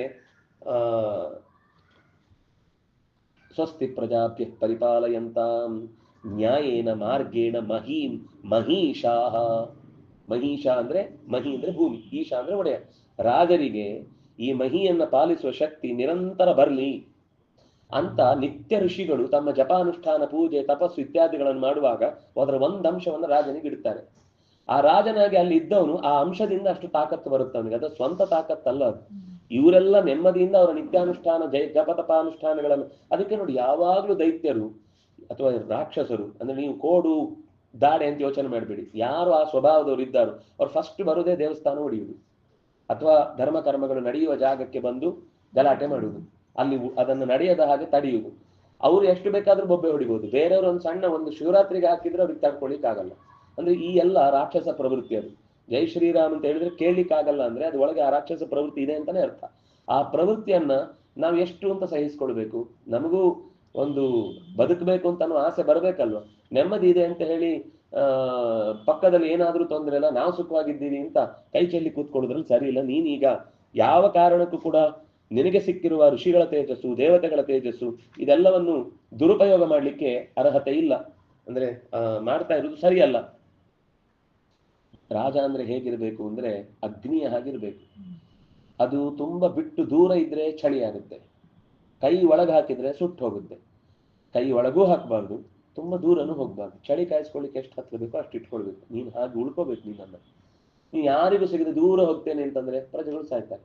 ಅಥವಾ ಎಲ್ಲ ನಂದೇ ತಲೆ ಮೇಲೆ ಅಂತ ನೀನು ಅವುಗಳನ್ನು ತುಂಬಾ ತಲೆ ಮೇಲೆ ಹಾಕೊಂಡ್ರೆ ಪ್ರಜೆಗಳೇ ಸುಟ್ಟು ಹೋಗ್ತಾರೆ, ಅವರಿಗೂ ತೊಂದರೆ ಆಗುತ್ತೆ ನೀನು ತುಂಬಾ ಹತ್ರ ಆದ್ರೆ ನೀನು ರಾಜನ ವ್ಯವಸ್ಥೆಯಲ್ಲಿ ನಿಂತು ಹೋದ್ರೆ ಗೋಧನ ಮತ್ತು ಉಳಿದಂತೆ ಏನೇ ಸಂಪತ್ತುಗಳು ಇದೆಯೋ ಅದೆಲ್ಲವೂ ಕೂಡ ಕುಲದ ಜೊತೆಗೆ ನಾಶವಾಗಿ ಹೋಗುತ್ತೆ, ಎಲ್ಲವೂ ನಷ್ಟವಾಗಿ ಹೋಗುತ್ತೆ. ಇದು ಮಾತ್ರ ನಾನು ಸುಮ್ಮನೆ ಹೇಳ್ತಿಲ್ಲ, ನಿಸ್ಸಂದೇಹವಾಗಿ ಈ ಅನ್ಯಾಯ ನಿನ್ನಿಂದ ಆಗುತ್ತೆ. ಈಗ ನೀನು ತ್ಯಾಗ ಮಾಡಿದ್ರೆ, ಸನ್ಯಾಸವನ್ನು ದೀಕ್ಷೆಯನ್ನು ತಗೊಂಡ್ರೆ. ಅದರಿಂದಾಗಿ ಧರ್ಮ ಬುದ್ಧಿಯಿಂದ ಪ್ರಜೆಗಳನ್ನ ರಕ್ಷಿಸಬೇಕು. ಆಗ ದೇವತೆಗಳು ಕೂಡ ಆ ರಾಜರನ್ನು ಮೆಚ್ಚುತ್ತಾರೆ, ಇವನು ತನ್ನ ಕರ್ತವ್ಯವನ್ನು ಚೆನ್ನಾಗಿ ನಿರ್ವಹಣೆ ಮಾಡ್ತಾ ಇದ್ದಾನೆ ಅಂತ. ಹಾಗಾಗಿ ಭಗವಂತನು ಕೂಡ ಧರ್ಮ ಸಾಧನೆಗಾಗಿ ಅನೇಕ ರೂಪಗಳನ್ನು ತೊಟ್ಟು ಆಯಾ ಕಾಲಕ್ಕೆ ಆಯಾ ಕಾರ್ಯಗಳನ್ನು ಮಾಡುತ್ತಾ ಆಯಾ ಶಕ್ತಿಗಳನ್ನು ವಿಯೋಗಿಸಿ ಆಯಾ ಕಾಲದಲ್ಲಿ ಆಯಾ ದೇಶಕ್ಕೆ ಬೇಕಾದ ಸಂಸ್ಕಾರ ಸಂದರ್ಭಗಳನ್ನ ಜೋಡಿಸಿ ಜಗತ್ತಿನ ರಕ್ಷಣೆಯನ್ನ ರಾಜನಲ್ಲಿ ನಿಂತು ಮಾಡ್ತಾ ಇದ್ದಾನೆ ಭಗವಂತ. ರಾಜಲಕ್ಷ್ಮಿ ಅಂತ, ರಾಜ್ಯಲಕ್ಷ್ಮಿ ಅಂತ ಏನು ಹೇಳ್ತೇವೆ, ಅದು ಕೂಡ ಭಗವಂತನೇ ದಯಪಾಲಿಸಿದ ಒಂದು ವಿಶೇಷ ಅನುಗ್ರಹ. ಅದು ನಿನ್ನಲ್ಲಿ ಇಷ್ಟು ಚೆನ್ನಾಗಿ ಜಯದ ಜೊತೆಗೆ ಪರಾಕ್ರಮದ ಜೊತೆಗೆ ಒದಗಿ ಬಂದಿದೆ ಅಂತ ನಾವು ಯೋಚನೆ ಮಾಡಿದ್ರೆ, ದಂಡ ನೀತಿಯನ್ನ ಬಿಟ್ರೆ, ಬ್ರಹ್ಮ ತೇಜಸ್ಸಿನ ಬಲವನ್ನ ಬಿಟ್ರೆ ನಮಗೆ ಬದುಕಲಿಕ್ಕೆ ಅರ್ಹತೆ ಇಲ್ಲ ಅಂತ ಆಗುತ್ತೆ ಅಂತ. ಹೀಗೆ ಇಷ್ಟರು ಯಾರು, ಅನಿಷ್ಟರು ಯಾರು, ಇದನ್ನು ಗುರುತಿಸ್ಕೊಳ್ಬೇಕು. ಸುಮ್ಮನೆ ಅಧಿಕಾರ ಬಂತು ಅಂದ ತಕ್ಷಣ ಎಲ್ಲ ಕಾನೂನು ಮಾಡಿಬಿಡ್ತೇನೆ ಅಂದ್ರೂ ಆಗಲ್ಲ. ತುಂಬಾ ಅಧ್ಯಯನ ಮಾಡಬೇಕು, ತುಂಬಾ ಗಮನಿಸ್ಬೇಕು. ಏನ್ ಸಮಸ್ಯೆಗೆ ಯಾವ ರೀತಿ ಅಂದ್ರೆ ಪರಿಹಾರವನ್ನ ಸೂಚಿಸಿದ್ರೆ ಅದು ಕೆಲವೊಂದ್ ಸರ್ತಿ ಏನಾಗುತ್ತೆ, ಏನೋ ಸಮಸ್ಯೆಗೆ ಪರಿಹಾರ ಮಾಡ್ಲಿಕ್ಕೆ ಹೋಗಿ ಅದೇ ದೊಡ್ಡ ಸಮಸ್ಯೆ ಆಗ್ಬಿಡುತ್ತೆ. ರಾಜನ ಸ್ಥಾನದಲ್ಲಿ ಒಂದು ಉಸಿರಾಡುವಾಗ ಆಚೆ ಮಾಡಿದ್ರು ಹೆಚ್ಚು ಕಮ್ಮಿ ಆಗುತ್ತೆ. ಅವನು ಒಳ್ಳೇದ್ ಮಾಡಿದ್ರು ಅಷ್ಟೇ ಚೆನ್ನಾಗಿ ಸಮಾಜಕ್ಕೆ ಅದ್ರ ಒಳ್ಳೆ ಮೆಸೇಜ್ ಹೋಗುತ್ತೆ. ಅವನೊಂದು ತಪ್ಪಿ ಏನೋ ಎಡವಟ್ಟು ಮಾತಾಡಿದ ಅಥವಾ ಏನೋ ಒಂದು ಕೆಟ್ಟ ಕೆಲಸ ಮಾಡಿದ ಅಂತಂದ್ರೆ, ಅವ್ನು ಸೀದ ದೇವಸ್ಥಾನಕ್ಕೆ ಹೋಗುವಾಗ ಚಪ್ಪಲಿ ಹಾಕೊಂಡು ಹೋದ ಅಂದ್ರೆ ದೊಡ್ಡ ಇಶ್ಯೂ ಆಗ್ಬಿಡುತ್ತೆ. ಎಚ್ಚರ ವಹಿಸ್ಬೇಕಲ್ಲಿ. ಅಂತ ಜಾಗಗಳಲ್ಲಿ ಹೋಗುವಾಗ ಆಯಾ ಧರ್ಮದ ಆಯಾ ನೆಲೆಗಟ್ಟನ್ನು ತಿಳ್ಕೊಂಡು ಅದಕ್ಕೆ ಸರಿಯಾಗಿ ಬದುಕಬೇಕು. ಹಾಗೆ ಬದುಕುವುದು ರಾಜನಾದವನ ಮುಖ್ಯ ಕರ್ತವ್ಯ. ಆದಷ್ಟು ಶೀಘ್ರ ನೀನು ಆ ಜವಾಬ್ದಾರಿಯನ್ನು ತಗೊಳ್ಬೇಕು. ಯಾಕೆಂದ್ರೆ ಈ ದುಷ್ಟಶಕ್ತಿಗಳು ಅಜ್ಞಾನದ ಆವರಣದಿಂದ ಮನುಷ್ಯರನ್ನ ಪೂರ್ತಿ ನಾಶ ಮಾಡಬೇಕು ಅಂತ ಪ್ರಯತ್ನ ಮಾಡ್ತಾನೆ. ಅದು ಒಂದು ದಿವಸದ ಸಂಗ್ರಾಮ ಅಲ್ಲ. ದುರ್ಯೋಧನನ ಗೆದ್ದೆ ಅಂತ ನೀನು ಅನ್ಕೊಳ್ಬಹುದು, ಮತ್ತೊಂದು ತರದ ದುರ್ಯೋಧನನ ಕಲಿಯ ಪ್ರಭಾವ ಬೇರೆ ರೀತಿಯಿಂದ ನಮಗೆ ಕೆಲಸ ಮಾಡಿಯೇ ಮಾಡುತ್ತೆ. ಅಲರ್ಟ್ ಆಗಿರ್ಬೇಕು ನಿರಂತರ. ಅದು ಒಂದ್ ದಿವಸ ಅಲರ್ಟ್ ಆಗಿದ್ದೆ, ಮೊನ್ನೆ ಯಾಕೋ ಮರ್ತು ಬಿಟ್ಟೆ, ಆದ್ರಿಂದ ಹೀಗಾಯ್ತು ಅಂದ್ರೆ ಯಾರು ಸಮಜಾಯಿಷಿ ಕೇಳಲಿಕ್ಕೆ ತಯಾರಿರಲ್ಲ. ತಪ್ಪು ತಪ್ಪೆ. ಆ ಸ್ಥಾನದಲ್ಲಿ ಕೂತ ಮೇಲೆ ಸ್ವಂತಿಕೆ ಅನ್ನೋದು ಇಲ್ಲ. ದೇಶಕ್ಕೋಸ್ಕರನೇ ತಾನು, ಪರ್ಸನಲ್ ಅಂತ ಒಂದು ಲೈಫೇ ಇಲ್ಲ ನಿಜ ಹೇಳ್ಬೇಕು ಅಂದ್ರೆ. ಹಾಗೆ ಬದುಕಿದ್ರೆ ಮಾತ್ರ ರಾಜನಾಗ್ಲಿಕ್ಕೆ ಅರ್ಹತೆ. ಅಂದ್ರೆ ಅಷ್ಟು ದೊಡ್ಡ ಪದವಿಗೆ ಹೋಗುವಾಗ ಇದು ಎಚ್ಚರ ಇರಬೇಕು, ನನಗೊಂದು ಪರ್ಸನಲ್ ಲೈಫ್ ಅಂತ ಇರಲ್ಲ ಅಂತ. ಅಂದ್ರೆ ಆ ದೊಡ್ಡ ದೊಡ್ಡ ಸ್ಥಾನಕ್ಕೆ ಹೋದ ಹಾಗೆ, ಆ ದೊಡ್ಡ ದೊಡ್ಡ ಸಮಾಜದ ಜವಾಬ್ದಾರಿಗಳನ್ನು ಹೊತ್ತುಕೊಂಡ ಹಾಗೆ ಅಷ್ಟು ಜನಕ್ಕೆ ನಮ್ಮನ್ನ ಕೊಟ್ಕೊಳ್ಬೇಕಲ್ವ ಟೈಮ್. ಆ ಕೊಟ್ಕೊಳ್ಬೇಕು ಅಂದ್ರೆ ನಮ್ಗೆ ಅಂತ ಒಂದು ಟೈಮ್ ಸಿಗಲ್ಲ. ಸಿಗಬೇಕು ಅಂತ ತಾನಾಗಿ ಅದು ಬಂದ್ರೆ ತಗೊಳ್ಳೋದು ತಪ್ಪಲ್ಲ, ಆದ್ರೆ ಅದು ಬೇಕು ಅಂತ ನೀವು ಹಿಂದೇಟು ಹಾಕಿ. ಸುದ್ಯುಮ್ನ ಕಥೆ ಬರುತ್ತೆ 9ನೇ ಸ್ಕಂದದಲ್ಲಿ. ಅವನು ಹೆಣ್ಣಾಗ್ಬಿಡ್ತಾನೆ ಇಳ ಆಗಿ. ಆಗ ಅವನು ಸ್ವಲ್ಪ ಪರ್ಸನಲ್ ಲೈಫ್ ಅಂತ ಕೂತು ಬಿಡ್ತಾನೆ. ದೇಶದಲ್ಲಿ ಅರಾಜಕತೆ ತುಂಬಿ ತುಳುಕುತ್ತೆ, ತಂದೆಗೆ ತಡ್ಕೊಳ್ಳಿಕ್ಕಾಗಲ್ಲ.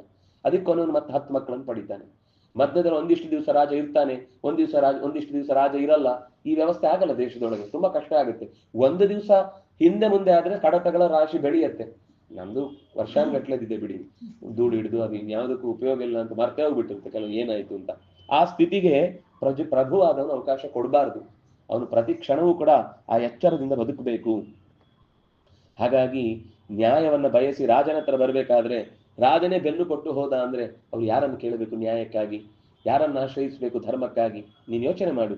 ಅನ್ಯಾಯದಿಂದ ನಡೆಯುವವರಿಗೆ ತಕ್ಕದಾದ ಶಿಕ್ಷೆಯನ್ನು ಕೊಡಬೇಕಾದವನು ನೀನೇ ನ್ಯಾಯ ಕೊಡ್ಲಿಕ್ಕೆ ಇಲ್ಲ ಅಂತ ನ್ಯಾಯಾಧ್ಯಕ್ಷ ಸ್ಥಾನದಲ್ಲಿ, ಧರ್ಮಾಧ್ಯಕ್ಷ ಸ್ಥಾನದಲ್ಲಿ ನೀನಿಲ್ಲ ಅಂದ್ರೆ ಪ್ರಭುವಾಗಿ ನಿನಗೆ ಯಾವ ಅರ್ಹತೆಯ ಮೇಲೆ ಇಷ್ಟು ದಿವಸ ನೀನು ಈ ಅಧಿಕಾರ ನಡೆಸಿದಿ ಅಂತ ಪ್ರಶ್ನೆ ಬರಲ್ವಾ?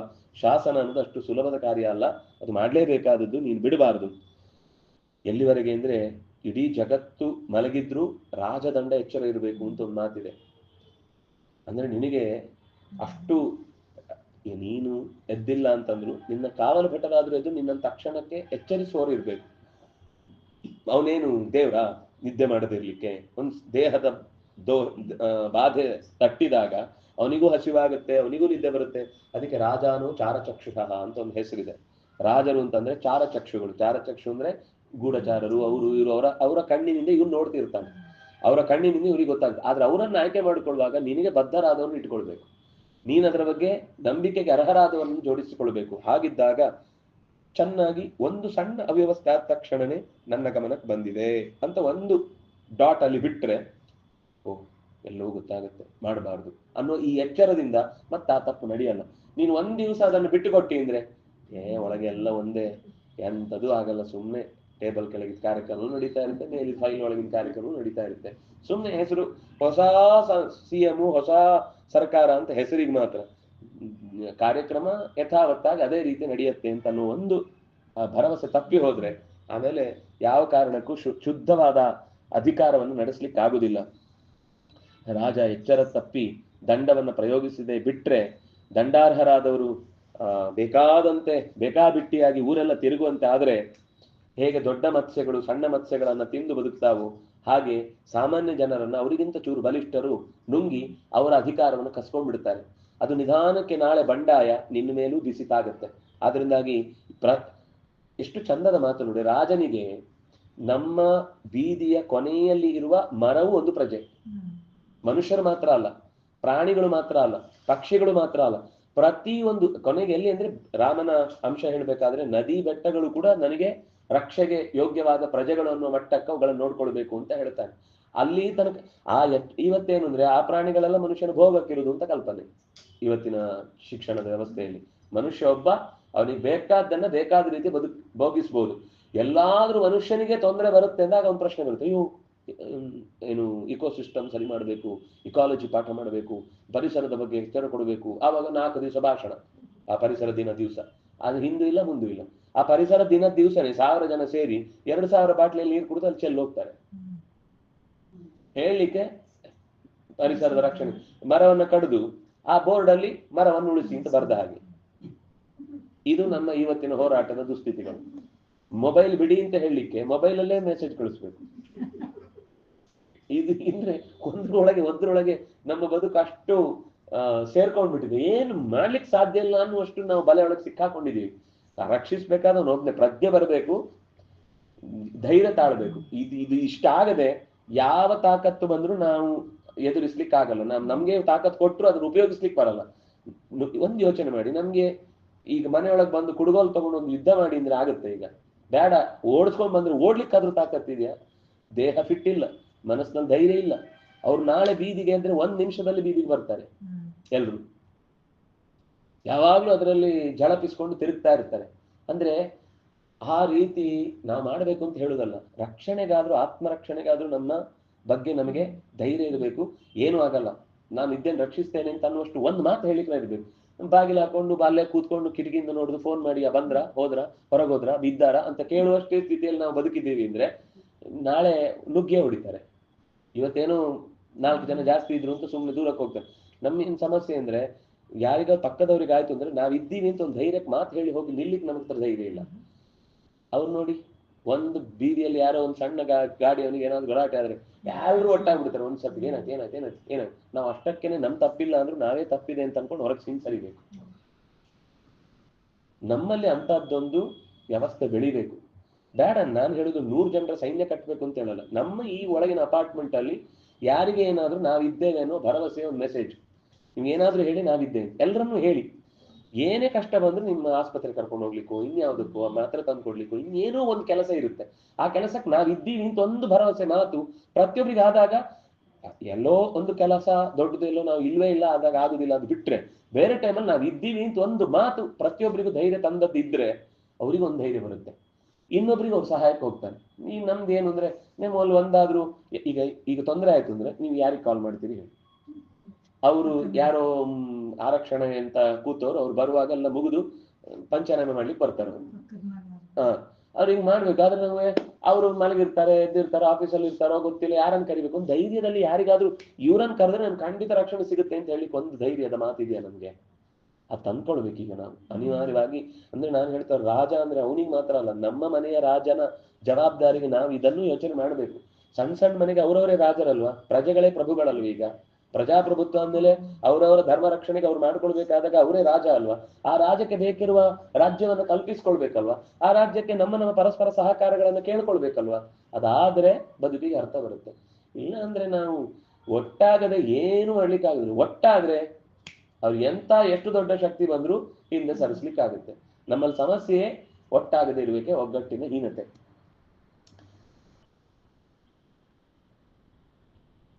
ದಂಡ ತಪ್ಪಿ ಹೋದ್ರೆ ಸಕಲ ವರ್ಣಾಶ್ರಮ ಧರ್ಮಗಳು ಕೂಡ ನಷ್ಟವಾಗುತ್ತೆ. ಆ ವರ್ಣಾಶ್ರಮ ಧರ್ಮಗಳು ಹೋಯ್ತು ಅಂತಂದ್ರೆ ಯಾವ ತಿಳುವಳಿಕೆಯೂ ಯಾರಿಗೂ ಇಲ್ಲದೆ ಇರುವುದರಿಂದ ಧರ್ಮಾರ್ಥಗಳನ್ನು ಪಡೀಲಿಕ್ಕೆ ಸಾಧ್ಯ ಇಲ್ಲದಂತಹ ಸ್ಥಿತಿ ಬರುತ್ತೆ. ಆಗ ಈ ಸತ್ಯ, ಈ ಎಲ್ಲ ಗುಣಗಳು ಅಂತನ್ನೋದು ಕೇವಲ ಅದು ಪುಸ್ತಕದಲ್ಲಿ ಕಟ್ಟಿಟ್ಟ ಬುತ್ತಿ ಆಗುತ್ತೆ ಹೊರತು ಯಾರು ಆಚರಣೆಗೆ ಅಂತ ಅದನ್ನು ತಂದ್ಕೊಳ್ಳಿಕ್ಕಾಗುದಿಲ್ಲ. ಯಾಕೆಂದ್ರೆ ಬುದ್ಧಿಹೀನರಿಗೆ ಇದನ್ನೆಲ್ಲ ಹೇಳಿದ್ರೆ ಅರ್ಥ ಆಗುದಿಲ್ಲ. ತಮಾಷೆಗೆ ಹೇಳುವುದುಂಟು, ಯಾರೋ ಬಹಳ ಹಿಂದೆ ಆಫ್ರಿಕಾಕ್ಕೆ ಇಂಗ್ಲೆಂಡಿನಿಂದ ಪ್ರೀಚರ್ ಅನ್ನು ಕಳಿಸಿದ್ರಂತೆ, ಅಲ್ಲಿಯ ಅಂದ್ರೆ ಧರ್ಮ ಪ್ರಚಾರಕ್ಕೋಸ್ಕರ ಅಂತ. ಅವನು ಹೋದ, 10 ವರ್ಷ ಆಯ್ತು, 15 ವರ್ಷ, ಒಂದು ರಿಪೋರ್ಟ್ ಇಲ್ಲ, ಏನಾಯ್ತು, ಹೇಗಾಯ್ತು, ಎತ್ತಾಯ್ತು ಅಂತ. ನೆಕ್ಸ್ಟ್ ವೈಸ್ರಾಯ್ ಯಾರೋ ಬಂದವನು ಮತ್ತೊಬ್ಬನನ್ನು ಕಳಿಸಿದ, ಅಲ್ಲಿಂದ ಒಂದು ರಿಪೋರ್ಟ್ ಬರಲಿಲ್ಲ, ಮತ್ತೆಲ್ಲ ಬಂತು. ನೆಕ್ಸ್ಟ್ ಅವನು ಬಂದಾಗ ಇವರೆಲ್ಲ ನೋಡಿ ಭಾರಿ ಖುಷಿ ಆಯ್ತು, ಓಡೋಡಿ ಬಂದ್ರಂತೆ ಎಲ್ಲ ಕಾಡು ಜನರು. ಬಂದ ತಕ್ಷಣ ಕೇಳಿದ್ರಂತೆ, ಅಂದ್ರೆ ಅವನು ಸ್ವಲ್ಪ ತಯಾರಾಗಿ ಬಂದಿದ್ದ, ಅವ್ರು ಯಾವ ಭಾಷೆ ಮಾತಾಡ್ತಾರೆ ಆ ಭಾಷೆಯನ್ನ ಮಾತಾಡ್ಕೊಂಡು ಅವರಿಗೆ ಸ್ವಲ್ಪ ತಿಳಿ ಹೇಳ್ಬೇಕು. ಅವರೆಲ್ಲ ಅದರೆಲ್ಲ ಜಾಣರು. ಅವರು ನಾವೇನು ಅಂದ್ರೆ ನೀವು ಇಲ್ಲಿ ಬೇಕಾದ್ರೆ ಬನ್ನಿ, ಇಲ್ಲ ಅಂದ್ರೆ ನಾವು ಅಲ್ಲಿಗೆ ಬಂದೆಲ್ಲ ಹೇಳಲ್ಲ ಅಂತ ಅನ್ನೋದೊಂದು ದೊಡ್ಡ ಸ್ಥಿತಿ ತೋರಿಸ್ತೇವೆ ನಾವು. ಅವನು ಹಿಂದೆ ಒಬ್ಬ ಪೋಪ್ ಬಂದಿದ್ದ, ಅಂದ್ರೆ ಪ್ರೀಚರ್ ಬಂದಿದ್ದ, ನಿಮ್ಗೆ ಉಪದೇಶಕ ಬಂದಿದ್ದ. ಅವನು ಹೇಗಿದ್ದ, ನಿಮಗೆಲ್ಲ ಒಳ್ಳೆ ಉಪದೇಶ ಮಾಡಿದ್ನ, ಹೇಗಿದ್ದ ಅಂತ ಕೇಳಿದ ತಕ್ಷಣ ಹಿ ವಾಸ್ ವೆರಿ ಟೇಸ್ಟಿ ಅಂತ ಅವ್ರು ತಿಂದು ಮುಗಿಸಿದ್ರೆ. ನೀವು ನರಮಾಂಸ ಭಕ್ಷಕರಿಗೆ ಹೋಗಿ ಯಾವ ಧರ್ಮದ ಉಪದೇಶ ಮಾಡ್ತೀವಿ? ಗಾರೆ ಕೆಲಸದವನಿಗೆ ನೋಡು ಯಾವುದು ತ್ಯಾಗ ಮಹಾಧರ್ಮ, ನೀನು ದೇವ್ರು ಮಾಡ್ತಾನೆ ಅಂತಲ್ಲ ಅನ್ಕೊಳ್ಬೇಕು, ನೀನ್ ಮಾಡ್ತೇನೆ ಅಂತ ಅನ್ಕೊಳ್ಬಾರ್ದು. ಅವನಿಗೇನು ಅರ್ಥ ಆಗುತ್ತೆ? ಯಾರಿಗೆ ಯಾವ್ದು ಅರ್ಥ ಆಗುತ್ತೋ ಅವ್ರಿಗೆ ಅದನ್ನು ಹೇಳಬೇಕು, ಯಾರಿಗೆ ಯಾವ ರೀತಿ ಹೇಳಬೇಕು ಆ ರೀತಿ ಹೇಳಬೇಕು. ಅದು ಆ ವ್ಯವಸ್ಥೆ ಗೊತ್ತಿಲ್ಲದ್ರೆ ನೀವು ಯಾರಿಗೆ ನಾಳೆ ಉಪದೇಶ ಮಾಡುದು, ಯಾರಿಗೆ ಆ ನ್ಯಾಯ ನೀತಿಗಳನ್ನು ಉಪದೇಶ ಹೇಳುವುದು? ಎಲ್ಲ ಕಡೆನೂ ಅದು ಚೆಲ್ಲಿ ನೀರಾಗಿ ಜಾರಿ ಹೋಗಿರುತ್ತೆ. ಅಂತ ಸ್ಥಿತಿ ಬರುವ ಮುಂಚೆ ರಾಜನಾದವನು ಹತೋಟಿಗೆ ಹಿಡ್ಕೊಳ್ಬೇಕು ಅದನ್ನ. ಆ ಸಂಸ್ಕಾರಗಳು ಜಾರದಂತೆ, ಸಂಪ್ರದಾಯಗಳು ಬತ್ತದಂತೆ ಸರಿಯಾದ ಅರ್ಥದಲ್ಲಿ. ಸುಮ್ಮನೆ ಅರ್ಥವಿಲ್ಲದ ಅರ್ಥಶೂನ್ಯವಾದ ಆಚರಣೆಗಳನ್ನು ಮಾಡಬೇಕು ಅಂತ ಯಾರು ಹೇಳಿಲ್ಲ. ಹಾಗಾಗಿ ಬುದ್ಧಿಹೀನನಿಗೆ ಅವನು ಬುದ್ಧಿ ಕಳ್ಕೊಂಡ ಮೇಲೆ ದಂಡ ಒಂದರಿಂದ ಅವನನ್ನು ಸರಿ ಮಾಡ್ಬೋದು, ಬಿಟ್ರೆ ಜ್ಞಾನ ಉಪದೇಶ ಮಾಡಿ ಅವನನ್ನು ಆ ಕ್ಷಣದಲ್ಲಿ ಸರಿ ಮಾಡ್ಲಿಕ್ಕೆ ಆಗುದಿಲ್ಲ. ಆಮೇಲೆ ನಿಧಾನಕ್ಕೆ ಜ್ಞಾನ ಕೊಡ್ಬೋದು, ಆದ್ರೆ ಆ ಹೊತ್ತಿಗೆ ಅನ್ಯಾಯವನ್ನು ತಪ್ಪಿಸ್ಲಿಕ್ಕೆ ದಂಡವೇ ಬೇಕು. ಆ ದಂಡ ಸ್ವತಃ ಅಸಹಾಯ, ಸ್ವತಃ ಲೋಭಿ, ಸ್ವತಃ ಬುದ್ಧಿಯ ಪರಿಪಾಕತೆ ಇಲ್ಲ ಅಂತ ಅನ್ನುವುದು, ಸಿಕ್ಕಾಪಟ್ಟೆ ವಿಷಯಗಳಲ್ಲಿ ಆಸಕ್ತಿ, ನ್ಯಾಯ ಅಂದ್ರೆ ಏನು ಅಂತಾನೆ ಗೊತ್ತಿಲ್ಲದವನ ಕೈಗೆ ಒಂದು ವೇಳೆ ಈ ದಂಡ ಸಿಕ್ಕಿತು ಅಂದ್ರೆ ಆಗ ಜಗತ್ತೇ ದಂಡ ಆಗ್ಬಿಡುತ್ತೆ, ಇವನು ದಂಡ, ಜಗತ್ತು ದಂಡ ಆಗುತ್ತೆ. ಆ ಸ್ಥಿತಿಗೆ ಹೋಗದಂತೆ ನೀನು ಅದನ್ನ ಕೈಗೆ ತಗೊಳ್ಬೇಕು ರಾಜನಾಗಿ. ರಾಜ ಮಾತ್ರ ಆ ಶಕ್ತಿಯಿಂದ ತುಂಬಿದವನು. ಶತ್ರುಗಳಲ್ಲಿ ಎಚ್ಚರದಿಂದ ವಹಿಸ್ಬೇಕು, ಸ್ನೇಹಿತರಲ್ಲಿ ವಕ್ರ ಬುದ್ಧಿ ತೋರಿಸ್ಬಾರ್ದು ಯಾವತ್ತು. ನಮ್ಗೇನಂದ್ರೆ ಯಾರೋ ಒಬ್ರು ಮೋಸ ಮಾಡಿದ್ರು ಎಲ್ಲರಲ್ಲೂ ಅದೇ ಒಂದು ಡೌಟು ತೋರುವ ಅಭ್ಯಾಸ ಇರುತ್ತೆ. ಒಳಗಿನಿಂದ ಡೌಟ್ ಪಟ್ಟರೆ ತಪ್ಪಲ್ಲ, ಯಾಕಂದ್ರೆ ಕ್ವಶನ್ ಮಾರ್ಕ್ ಅಷ್ಟೇ, ಡೌಟ್ ಪಡೋದು ಅಂತಲ್ಲ. ಆದ್ರೆ ಅದನ್ನು ಪ್ರತಿ ಸರ್ತಿ ಅಭಿವ್ಯಕ್ತಿ ಮಾಡಿದ್ರೆ ಒಳ್ಳೆಯ ಸ್ನೇಹಿತರನ್ನು ಕೂಡ ಕಳ್ಕೊಳ್ಳುವ ಸ್ಥಿತಿ ಬರುತ್ತೆ. ಹಾಗಾಗಿ ಕ್ಷಮೆ ಇರಬೇಕು. ಒಂದು ಸರ್ತಿ ನಂಬಿ ಅವರಿಂದ ಏನು ಒಳ್ಳೆ ಕೆಲಸ ಆಗತ್ತೆ ಅನ್ನೋದನ್ನ ನೋಡಿ ಕಾಯ್ಬೇಕು. ಇದೆಲ್ಲ ಆದ್ರೆ ರಾಜನಾಗುವುದಕ್ಕೆ ಒಂದು ಅರ್ಥ ಬರುತ್ತೆ. ಕೌರವರು ಧರ್ಮವನ್ನು ಬಿಟ್ಟು ಹೋದದ್ರಿಂದಲೇನೆ ಎಲ್ಲ ದೇವತೆಗಳು ಅವರಿಗೆ ಯುದ್ಧದಲ್ಲಿ ಸಹಕಾರ ಕೊಡ್ಲಿಲ್ಲ. ರಾಕ್ಷಸರೆಲ್ಲ ಅವ್ರಿಗೆ ಸಪೋರ್ಟ್ ಮಾಡಿದ್ರು. ನಿಮ್ಗೆ ಆರಂಭದ ಕಥೆ ಗೊತ್ತಿದ್ರೆ, ಅವನು ಪ್ರಾಯೋಪವೇಶಕ್ಕೆ ಕೂತ್ಕೊಳ್ತಾನೆ, ಆ ಸಭೆಯಲ್ಲಿ ಅವಮಾನ ಆಯಿತು ಅಂತ. ನೀರಿದ್ದಲ್ಲಿ ಪಂಚಾಯತ್, ಇಲ್ಲದೆ ಇದ್ದಲ್ಲಿ ಪಂಚಾಯತ್ ಕೊಂಡೋದ, ನೀರಿದ್ದಲ್ಲಿ ಹೋಗಿ ಬಿದ್ದ, ಎಲ್ಲ ಆಯ್ತಲ್ಲ. ಸಿಟ್ಟು ಬಂತ, ಅವನು ಸೀದ ಬಂದು ರಾತ್ರಿ ಒಂದ್ ಕಡೆ ಒಬ್ಬನೇ ಮಲಗಿದ್ದಾನೆ. ಕೋಟ್ಯಂತರ ರಾಕ್ಷಸ ಶಕ್ತಿಗಳು, ಪಿಶಾಚ ಶಕ್ತಿಗಳು ಅವನನ್ನ ಬಂದು ಎಬ್ಬಿಸ್ತಾರೆ. ನೀನ್ ಹೀಗೆ ಕುಡುದಲ್ಲ, ನಿನ್ನ ಆಜ್ಞೆಗೋಸ್ಕರ ಕಾಯ್ತಾ ಇದ್ದೇವೆ, ನೀನು ನೋಡಿದ್ರೆ ಹೀಗೆ ಕೂತ್ರೆ ಹೇಗೆ ಅಂತ. ನನಗೆ ಎಲ್ಲ ಬೇಸರ ಆಯ್ತು, ಬೇಡ ಅನಿಸ್ತಿದೆ. ನೀನು ಹೀಗೆ ಮಾಡಬಾರ್ದು, ನೀನು ಪಾಂಡವರ ಜೊತೆಗೆ ಏನಾದ್ರೂ ಮಾಡು, ನಾವು ನಿನ್ನ ಜೊತೆಗೆ ನಿಂತು ನಿನ್ಗೆ ಸಹಕಾರ ಕೊಡ್ತೇವೆ ಅಂತ ಅವರೆಲ್ಲ ಒಟ್ಟಾಗ್ತಾರೆ. ಅದು ಹೆಂಗೆ ಯಾವ ಮೆಸೇಜ್ ಪಾಸ್ ಆಗುತ್ತೆ ಗೊತ್ತಾಗಲ್ಲ. ಉಳಿದ ಎಲ್ಲ ಇಂಟರ್ನೆಟ್ ಬಂದಿದ್ರು ಅವ್ರದ್ದು ಮೆಸೇಜ್ ಪಾಸ್ ಆಗ್ತಾ ಇರುತ್ತೆ. ಒಂದು ಪಳ್ಳಿಯಿಂದ ಇನ್ನೊಂದು ಪಳ್ಳಿಗೆ, ಒಂದು ಟವರಿಂದ ಇನ್ನೊಂದು ಟವರಿಗೆ. ನಮ್ಗೇನು ಗೊತ್ತಿಲ್ಲ ಇದ್ರ ಬಗ್ಗೆ. ಒಂದು ಟವರಿಂದ ಇನ್ನೊಂದು ಟವರ್ ಕೆಲಸ ಏನು ಅಂದ್ರೆ, ಇಲ್ಲಿಂದ ಪೊಲೀಸ್ ಅಥವಾ ಇಲ್ಲಿಂದ ಸೇನೆ ಅಥವಾ ಇಲ್ಲಿಂದ ಒಂದು ವ್ಯವಸ್ಥೆ ಈ ಕಡೆಗೆ ಈ ರಸ್ತೆಯಲ್ಲಿ ಬರ್ತಾ ಇದೆ ಅಂತ ಹೇಳಲಿಕ್ಕೆ. ಬೆಳಿಗ್ಗೆದ್ದು ಹಾಡೋದೊಂದು ಆಯ್ತಲ್ಲ, ಅದು ಮಾತ್ರ ಕೆಲಸ ಅಲ್ಲ ಅವರದ್ದು. ಅದರ ಒಳಗೇನೆ ಬೇಕಾಗಿರುವ ಎಲ್ಲ ರಕ್ಷಣೆಗೆ ಬೇಕಿರುವ ಶಸ್ತ್ರಾಸ್ತ್ರಗಳನ್ನು ಇಟ್ಕೊಂಡಿರ್ತಾರೆ. ಅದನ್ನ ಕೆಲಸ ಮಾಡ್ಲಿಕ್ಕೇನೆ ಅವ್ರ ವ್ಯವಸ್ಥೆ.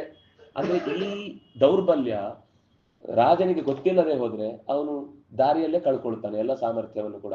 ಅದರಿಂದಾಗಿ ಶತ್ರುಗಳು ಹೇಗೆ ವರ್ತಿಸ್ತಾರೆ ಅನ್ನೋದನ್ನ ತಿಳ್ಕೊಂಡು ಅವರ ಜೊತೆಗೆ ವ್ಯವಹಾರ ಮಾಡಬೇಕಾದದ್ದು ರಾಜನಾದವನಿಗೆ ಕರ್ತವ್ಯ ಅಂತ. ಹೇಗಿರ್ಬೇಕು ಅನ್ನೋದಕ್ಕೆ ಒಂದು ಉದಾಹರಣೆ ತುಂಬಾ ಚೆನ್ನಾಗಿ ಕೊಡ್ತಾರೆ.